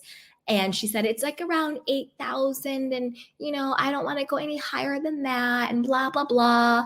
And that was a huge thing. And he's like, well, if you find something great that's like outside of that budget, I'll do the extra part. And she's like, no, I don't ever want a guy that I'm not married to pay my rent because I don't want to be beholden to him. This is the gag. Paige moved, I think, maybe April of this year or something like that. She moved it like a month or two ago. Prior to that, allegedly, word on the street, she was living in, I think her rent was maybe like 10 to 15K. These like that her crazy apartment in Hollington's worth, either for free or at a deep, deep influencer discount. So her whole storyline about being this boss babe, paying her own rent and all in her budget was a lie because she wasn't even paying her rent. And remember when she said before that she wasn't paying rent when she first came on the show because her parents were paying her rent? So she went from her parents paying her rent in New York City to either being paying no rent in New York or deeply discounted because she was an influencer for the building she lived for. So this is one of their posts from December of 2020. Let's upgrade ya. And they tagged at Paige. Paige on her Instagram and TikTok, she would always do tours of the amenities of her where she lived. She would geotag where she lived. I don't even geotag where I live, and I'm not on the level Paige is at when it comes to following, but just out of sheer safety. So basically, everybody on Reddit and on Screen Rant basically realized that she was an influencer for the apartment building she was living in and was living either rent-free or at a deep, deep discount in exchange for promoting the place. So her whole storyline with him about rent was a lie. And you know how she said that her rent was her budget was like 7 or 8K?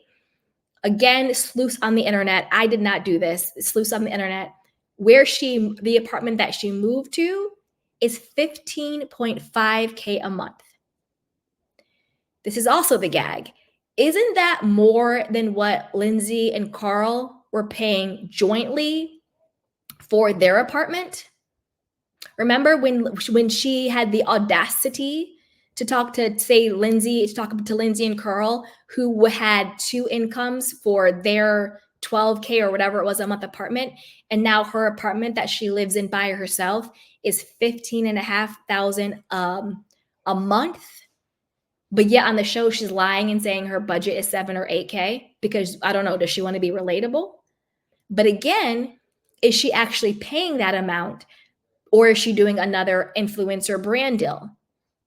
I will post about it. I'll get your building into press and I'll do Instagram and we'll do that in exchange for a deep discount. She's not the first influencer to do this. There have been influencer housing. There have been influencer apartments. Some of the housewives, I believe Dorinda Medley did the same exact thing. It actually might have been in the same building. And I think Dorinda had to move when she got put on pause from New York, from the apartment she was in. But a lot of these housewives, Bravo stars, big influencers, they get either deep discounts or everything comped to promote.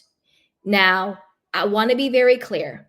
By no means am I hating on the hustle. If you want to give me a $15,000 a month apartment in New York for free to post, call me. Link is in the bio, baby. Call me, hit your girl up all day long. I will post, I will tag, I'll do all of the things. Let's do the damn thing. So trust me, I am not a hater. By no means am I hating on her for this. My issue is, why are you lying about it? Why are you shaming Lindsay and Carl for combining their incomes and being like, you guys don't even have jobs? They do have jobs. Number one, they're on the show. And the gag is they've been on the show longer than you, Paige. They are season oneers. So they probably actually make more per episode. If I don't know the Summer House pay scale, but if it's like a Vanderpump Rules where you get paid by seniority, they make more than you do, boo boo. And they also do influencer stuff and everything else. So to shame Carl and Lindsay, and I don't even like Lindsay like that, but I'm not going to just bash Lindsay to bash her when I don't agree with it. You know, if I agree with somebody, I'm going to agree with them. I'm not just going to bash somebody to bash them if I don't agree with it. And I do think that Paige was, and that's again why I said before, Paige is a liar. She's not Lindsay's friend. She hates Lindsay. She only befriended Lindsay this season because it was so obvious that Lindsay and Carl were going to implode and she wanted a front row seat with popcorn. That's it. She hates Lindsay. Paige hates her. And I think she couldn't stand the fact that she was with Carl, a man who had rejected her. She couldn't stand it. So at the reunion, she's like, you guys don't have jobs. How are you getting this apartment? Well, Paige, you are now in a 15.5K apartment living by yourself. Are your parents still helping you? You have your job, so I'm sure you're making money from, and maybe you're getting an influencer discount, but then don't throw jabs at them. They're on the show, they're making money, they're doing influencer stuff. They were talking about it on the show this year about how Lindsay does influence stuff and so does Carl and everything else. So why are you coming at them? And then also, and Craig, and this is and remember this, because this is going to go into when I get to Kyle and Craig and the whole lover boy Sprit society bull crap that's going on. Craig is also a liar because, oh, before I say that, and the reason why we know Paige was living rent free was on, I don't listen to the Giggly Squad podcast, I don't, but people on Reddit do. And they listened to an episode where either a caller or somebody, again, I don't listen to their podcast, I don't know the format, but basically asked Paige, oh, are you getting, your rent comped because you're always posting about your apartment? And she was very like demure about it, very like she didn't really answer it. So basically like a yes. And it's obvious because they're promoting her and she's promoting it. So Craig, you know that. So why are you lying? Why are you guys lying about this whole narrative storyline about Craig offering to make up the difference in your rent money and saying her budget is 7 to 8, but if she finds something she likes more, he'll make the difference? Craig, why are you agreeing to the lie? Because you know she doesn't even pay rent. And I doubt she went from one place that was rent free to a place now where she's paying 15K by herself. I highly doubt it. I'm pretty sure she's probably getting another influencer deal, which is fine. Trust me, if you are a luxury estate, a place, and you want me to post and talk about it and you want to comp me, call me, email me. Everything's in the description box. No shame. Trust me, by no means am I knocking her hustle. I think it's cool. It's awesome. If you get those opportunities, take them in life. If people want to comp you and they want to give you stuff and you have the opportunity to have experiences of luxury and ease, take them. Take them. There's no glory in sacrifice. There's no glory in suffering. There's no glory in grind and hurting it out. Hell no. If you can get something, take it. As long as you're not hurting anybody, take it. Why not? 1 second.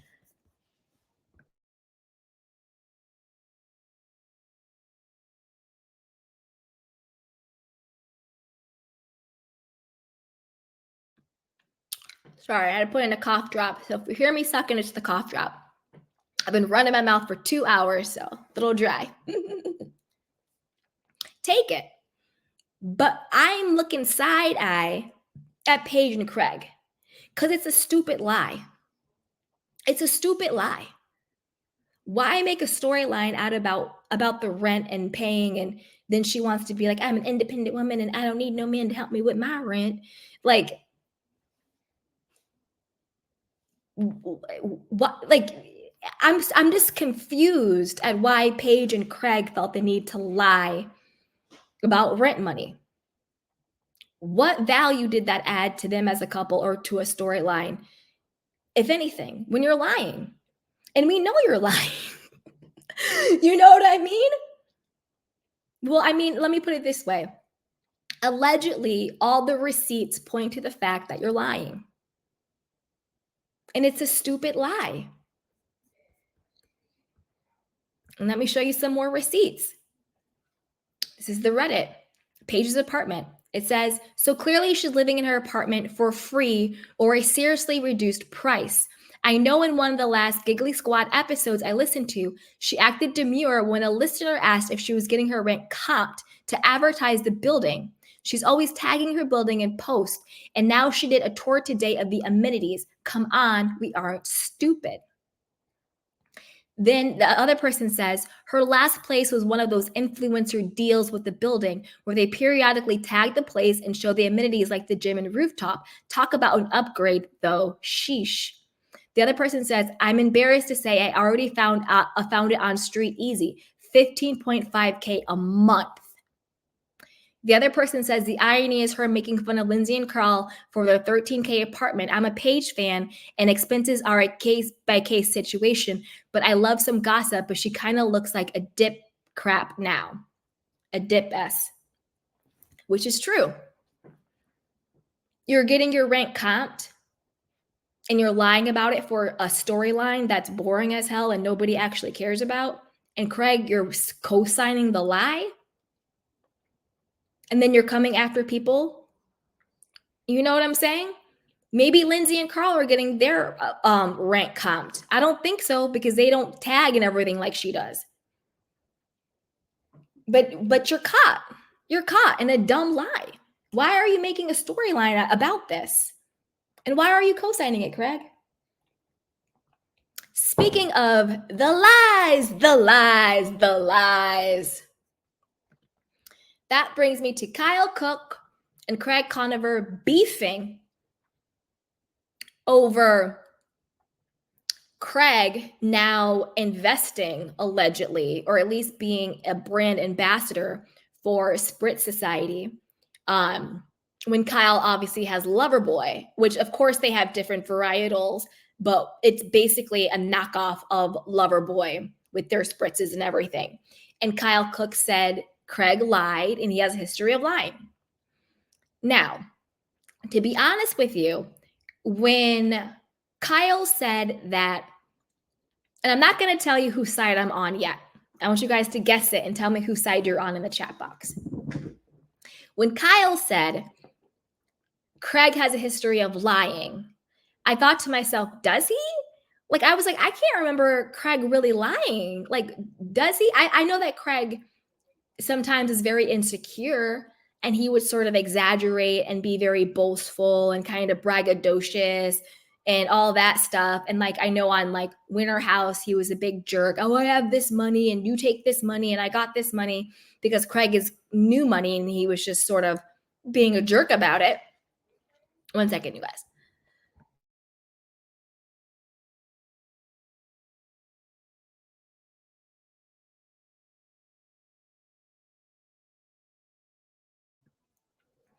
But then when I was doing my research for this live, I realized Craig is in on the lie with Paige about the rent amount.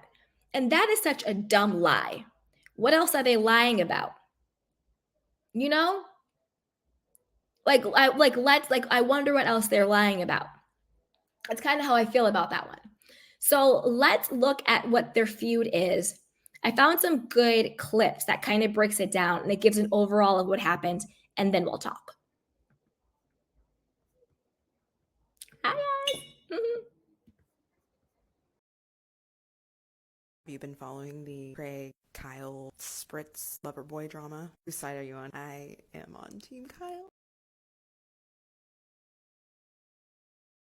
Have Bravo Liberty canned cocktail company drama going on. Last night on the Watch What Happens Live after show, Kyle Cooke expressed his dismay for Craig Conover investing in the canned cocktail company Spritz Society, and he basically called Craig a liar. So Spritz Society is owned by Claudia Oshry, girl with no job on Instagram, and her sister Jackie Oshry, and they also host the Toast podcast. And so they have been friends with Craig for a while, I guess, and he expressed interest in investing in Spritz. Kyle is claiming that the whole thing was really slimy, that the founder of Spritz Society, Claudia's husband, Ben Soffer, took him to dinner and milked him for information about the business prior to the announcement that Craig had invested. And basically, he feels like he was like two-timed. This morning on the Toast, the girl said that Craig actually took Kyle out to dinner and said, look, if you let me invest in Loverboy, I will not do the Spritz deal. And Kyle said no, because he doesn't give out equity, he doesn't accept private investors. If that is true, to then turn around and call Craig a liar on the after show is very bizarre man-child behavior. Also, again, disregarding his wife and her feelings, because this is one of her best friend's boyfriends, and it has to put them in a very weird spot. So I guess we'll see, because these are two very different stories being told. Have you been following the Craig, Kyle, Spritz, Loverboy drama? Whose side are you on? I am on Team Kyle, I think, in this. I just feel like Craig might have been a little bit shady about it, just from the way that Kyle was talking about it on Watch What Happens Live, and it just feels like he wasn't super transparent. Also, the owners of the business sound super shady for not disclosing anything. I think that's weird. What do you think? You actually look upset. Well, look, he has a reputation of lying, and he lied to me. So. Okay. Wow. Wow. Curtis B wants to know if there's any bad blood between you and Craig, since he recently invested in a direct competitor of Loverboy. There's really no bad blood, because I think this is being blown out of proportion. I don't really think there was an investment, and it seems like all the press is the referencing front person me. For it. Right. I mean, okay, well, who has a better drink? I mean, just look at the numbers. It's public information. We sell about 5 times more Spritz. So. Boom. Okay. 5 times more Spritz. And we're not even a Spritz company. You heard it here first. They're not a Spritz company. Right. Look, I wish him the best, but it was the way he handled it, and we don't have time to get into it, what really rubbed me the wrong way, and I'm just trying to take the high road. Love that. Okay. Well, you actually, I mean, I have to say, you actually look upset. Well, look, he has a reputation of lying, and he lied to me. So. Okay. Wow. Wow. Okay. So 2 things. Why do you think this company signed him to be their spokesperson? I mean, the founder, took me out to dinner days before they inked the deal and failed to mention any of that and milked information from me. Wow. So really shady operation. And then, I think Craig had already signed the deal when he confronted me.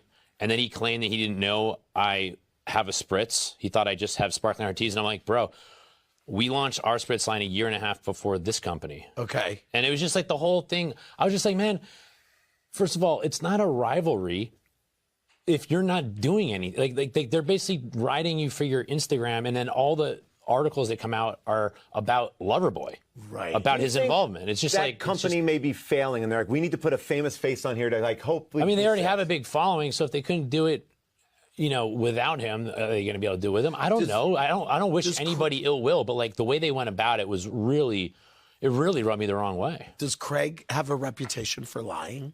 Well, I think that's what I've been told, and he kind of like.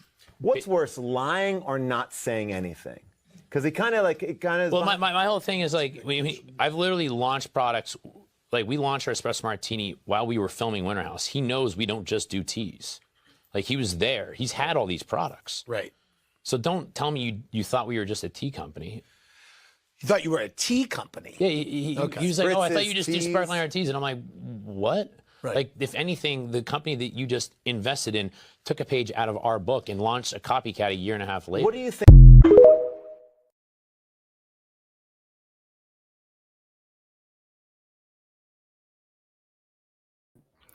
Yeah, so that's kind of the gist of the beef.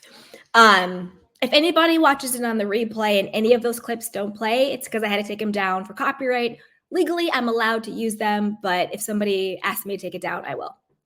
So there's that. But you guys are watching live, so the people who live got to see all the clips. So that's basically what happened, right? Kyle, as we know, has Loverboy. They have different varietals from tea to espressos to spritzes to all that. And that's like Kyle's baby, Loverboy, Loverboy, Loverboy. Craig, who's supposedly a good friend, Amanda and Paige are supposed to be best friends, now then goes and invest perhaps, but at least is doing, press and being a brand ambassador for Spritz Society, which is a spritz by those girls from The Toast. I don't listen to The Toast. I know a lot of people do. Everyone's like, oh my God, The Toast podcast.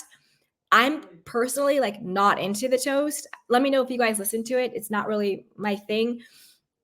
But apparently one of the girls, Claudia, husband, sort of took Kyle out to dinner, picked his brain, got all of these sort of like trade industry secrets without disclosing to him that he was basically going to make a copycat brand.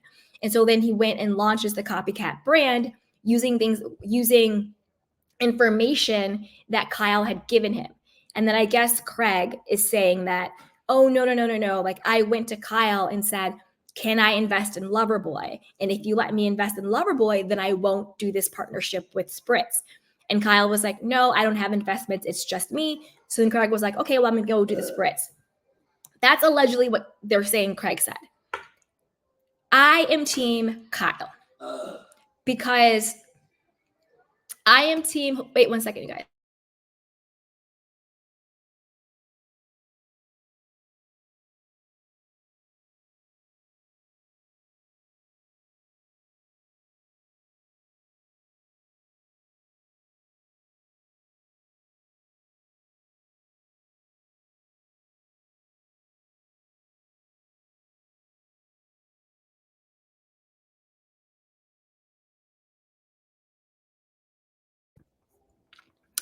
Anyway, sorry for that interruption.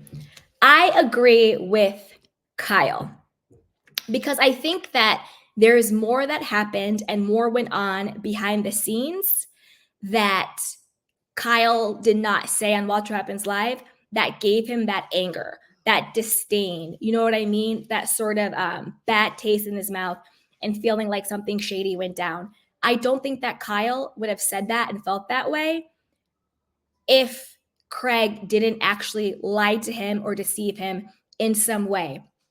If the husband from Spritz Society didn't, do him dirty, take him out to dinner, poach him for his ideas, and then launch a copycat company. Like, of course, Craig. And then Andy Cohen, shut up and have sell receipts. Being an investor versus being a brand ambassador, which is what Kyle was shading Craig about, are two very different things. Investing in a company, you could be a silent investor, you just invest money, and then you're an investor. Doesn't mean you have to actually be the face of it. You could be the face of a company and have no equity in it, and you're not investing it. You're basically just a glorified influencer. You're a brand ambassador, essentially, right? And that's what Kyle was kind of shading Craig as.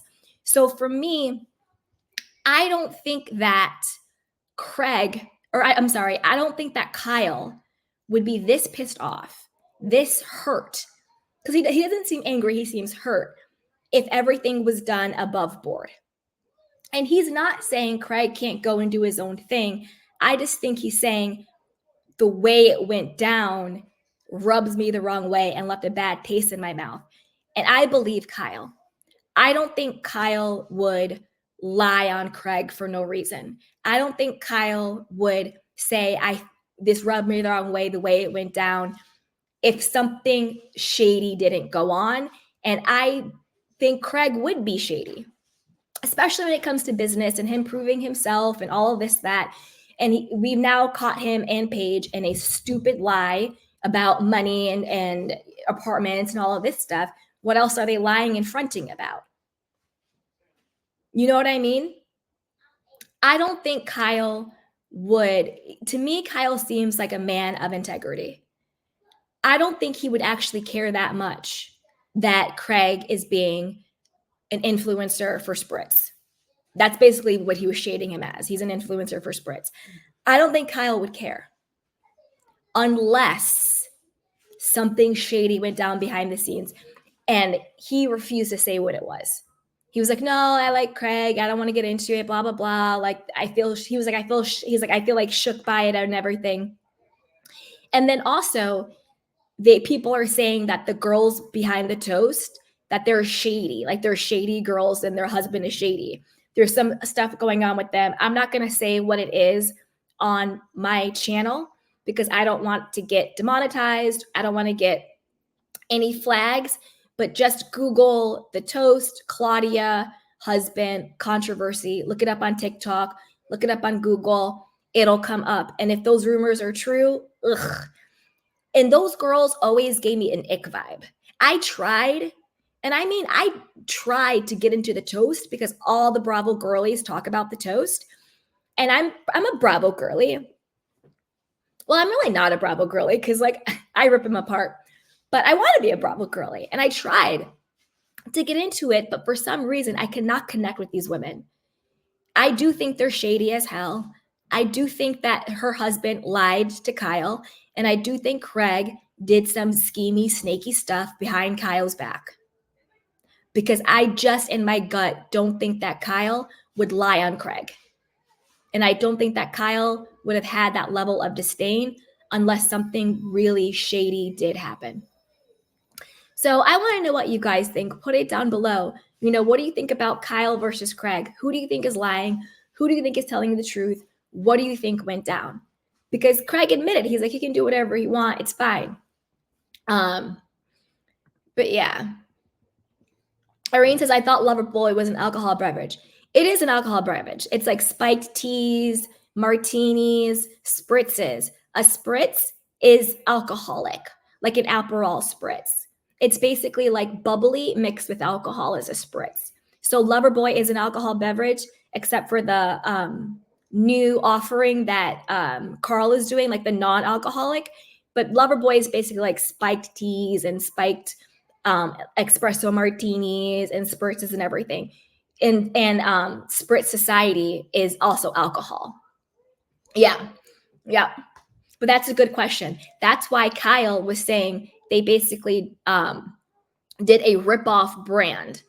And what pissed Kyle off was the husband. And this would piss me off too, because it's like anybody can start anything. Do you know what I mean? Like we can all start the same business. Everybody has a lip kit. Everybody has hair extensions. Everybody has a t-shirt line, hats. Everybody has sweatshirts and buttons and what blah, blah, blah. Everybody has everything. Kyle wasn't saying that he has a problem with what they're doing. He has a problem with how they did it. That's what he's saying. And that's where I'm like, I'm on Kyle's side. I think he has a little bit more integrity. But as always, I want to know what you guys think. So I'm going to, what are they going to do? Should I drop the link or should we talk about Danielle and Gabby? I'm going to drop the link in case anybody wants to come up. And I'll talk about Danielle and Gabby in the meantime. But I have to switch locales. So I have to turn off my video. But I have to switch locales. But I'll be back. Okay, 1 second.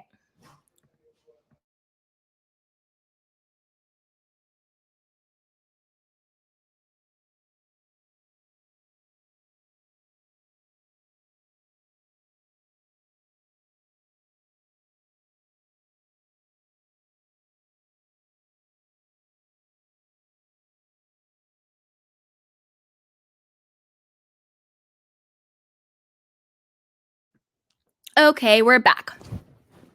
All right. So let's talk about Danielle and Gabby. All right. So this is the thing. I think that, and let me know if you guys can still hear me because I had to go in a different room. I think that Danielle and Gabby both deserved better from, quote, their friends. Paige is such a bitch to get to Danielle. It's insane. Like, pipe down, Paige. Like, why are you coming at her? Because she, read you for filth about your relationship with Craig when she told you that you give him nothing and she doesn't really see it lasting and everything. Like, that's all it is. Tay says, can you turn your video back on, please? No, I moved to a different room, so I'm gonna keep the video off for this. Sorry, Tay. I'm sorry. I'm so sorry, you guys. It would be like too in your face. So yeah. So I feel like Paige came so hard for Danielle because, like they say, a hit dog will holler. So when Danielle told her about herself, she's like, well, Danielle, you don't have a man, you don't have a career, blah, blah, blah, blah. But did you see the look on Paige's face? She was so gagged when Danielle, this last episode, did her launch of Dawn, her like fashion app. It's like, well, Paige, where's your app? Where's your company? You're the fashion girl. Where is your product, Paige? You're representing other people, but you don't have a product. I mean, you have Giggly Squad as a podcast, and that's great. But where's your stuff at, since you want to be so mean to Danielle, who quit her job to be an entrepreneur and to create an app and put everything together, which is very stressful and scary and brave. It's scary starting a business. It's scary going out on your own and being like, oh, what is Danielle a CEO and founder of? What are you doing, Paige? You're getting free rent. Like, shut up. Like, what are you doing? So it kind of made me feel bad for Danielle, how hard the girls went on her. And whatever Paige says, all the other girls are like follow suit. Where I feel like there was no compassion for Danielle. Like, she had just broken up with Rob. He had been cheating on her. So she kind of was having her like hot girl era by hooking up with a lot of guys and like saying she doesn't care, which I don't think necessarily is the healthiest way, but a lot of people do that when their heart is broken and they come out of a long-term relationship. They kind of have their hoe phase. Look, as long as you're safe, knock yourself out, So there's that. But I feel like Danielle did not get a lot of grace or support from the girls. It was all about Lindsay and what Lindsay was going through and everybody else.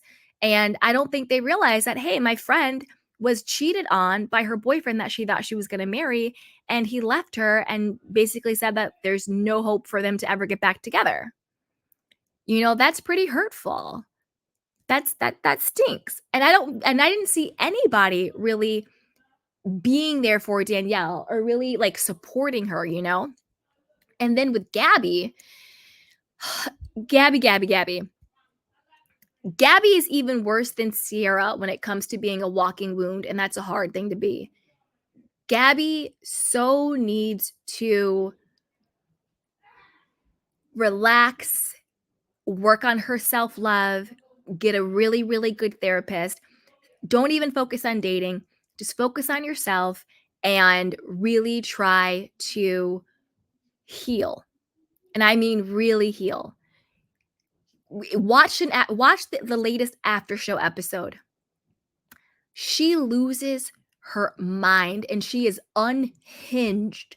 I mean, unhinged when she's talking about how Carl told Lindsay that she needed to be soft. This woman was so clearly like talking about herself and like vomiting, like everything going on with herself. It was absolutely crazy. It was absolutely nuts. And I was just like, girl, you have so much going on. This has nothing to do with Carl. This has nothing to do with Lindsay. This is like you just like unleashing your own wounding on yourself. It was literally insane. So I want her to get some help. But also, she also deserved better from her friends. Like when she had that whole hyperventilating meltdown and they blamed everything on Danielle, which to me was a scapegoat, because Paige and Sierra and Lindsay were all like, oh, you need to be hooking up, and why aren't you hooking up with people and put yourself out there, and this is why you're single, blah, blah, blah, blah, blah, and all of that stuff. And I think it was just a lot for Gabby. I think she felt very overwhelmed and she felt not good enough and she felt left out. And I've had that happen to me in the past where my two best friends were in relationships and I was a single girl. And we would go out and they'd be like, oh, get with that guy, Candy, get with this guy. If I was single, and I had to say to them, like, you need to pipe down and shut up. Because number one, like, I am my own person. If I see a guy I'm interested in, I will allow him to come to me and I got this. And also, if you are fiending so bad about what you would do when you would be single, then maybe you need to look at your own relationship, why you feel the need to live vicariously through me. Pipe down. I'm not a Gabby. I'm not going to fall apart because other people are projecting their stuff. So I understand how overwhelming that felt for Gabby and feeling like not good enough and left out and everything like that. Like I get that for her, but her reaction to me says she needs to work on herself, because when you are secure in yourself and you're solid in yourself, you see that people are projecting their own stuff onto you, and you don't internalize it or personalize it or think that it means something is wrong with you. Because if all of your married friends or all of your friends in relationships are trying to live vicariously through you, then what are they lacking in their relationship? You know what I mean? So yeah, but I'm also going to need Gabby to find her own voice, and I'm going to need Gabby to find her own personality outside of this weird astrology tarot stuff. Again, I think that's some weird control, bizarre thing. I'm just going to need Gabby to like heal her soul, heal her wounding, get some help, and get out of Lindsay's butt. Like, she's so far up Lindsay's butt. It's insane. I'm like, do you know what she ate for breakfast? Like, I'm confused. Are you chewing her food for her? That's how far up her butt you are. Like, it's sickening. She's Lindsay's lapdog. She's her yes person.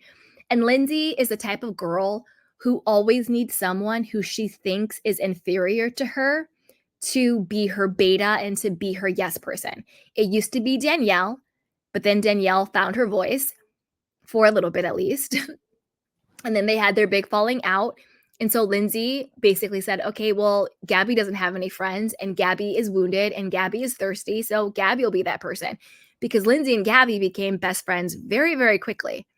And it's like Gabby is just a yes person to Lindsay. Yes, Lindsay, you're right. Carl is evil. Yes, Lindsay. Yes, Lindsay. Yes, Lindsay. It's really weird. It's bizarre and it's sick. So I'm going to need Gabby to find her own personality and heal. All right, you guys, I'm going to, and Danielle, I think Danielle is great. I think she's on her healing path. She got her whole phase out. She launched her stuff and she's doing great. So that's good. Okay, so I dropped the link in case anybody wants to come up and chat. But if not, I'll take some candy canes, comment, and questions. Dun, dun, dun, dun. All right. Let's see here. Okay. Hey, Kelly. Kelly says present. Hey, Kelly. Hey, Miss T. Thank you for being my mod and holding me down.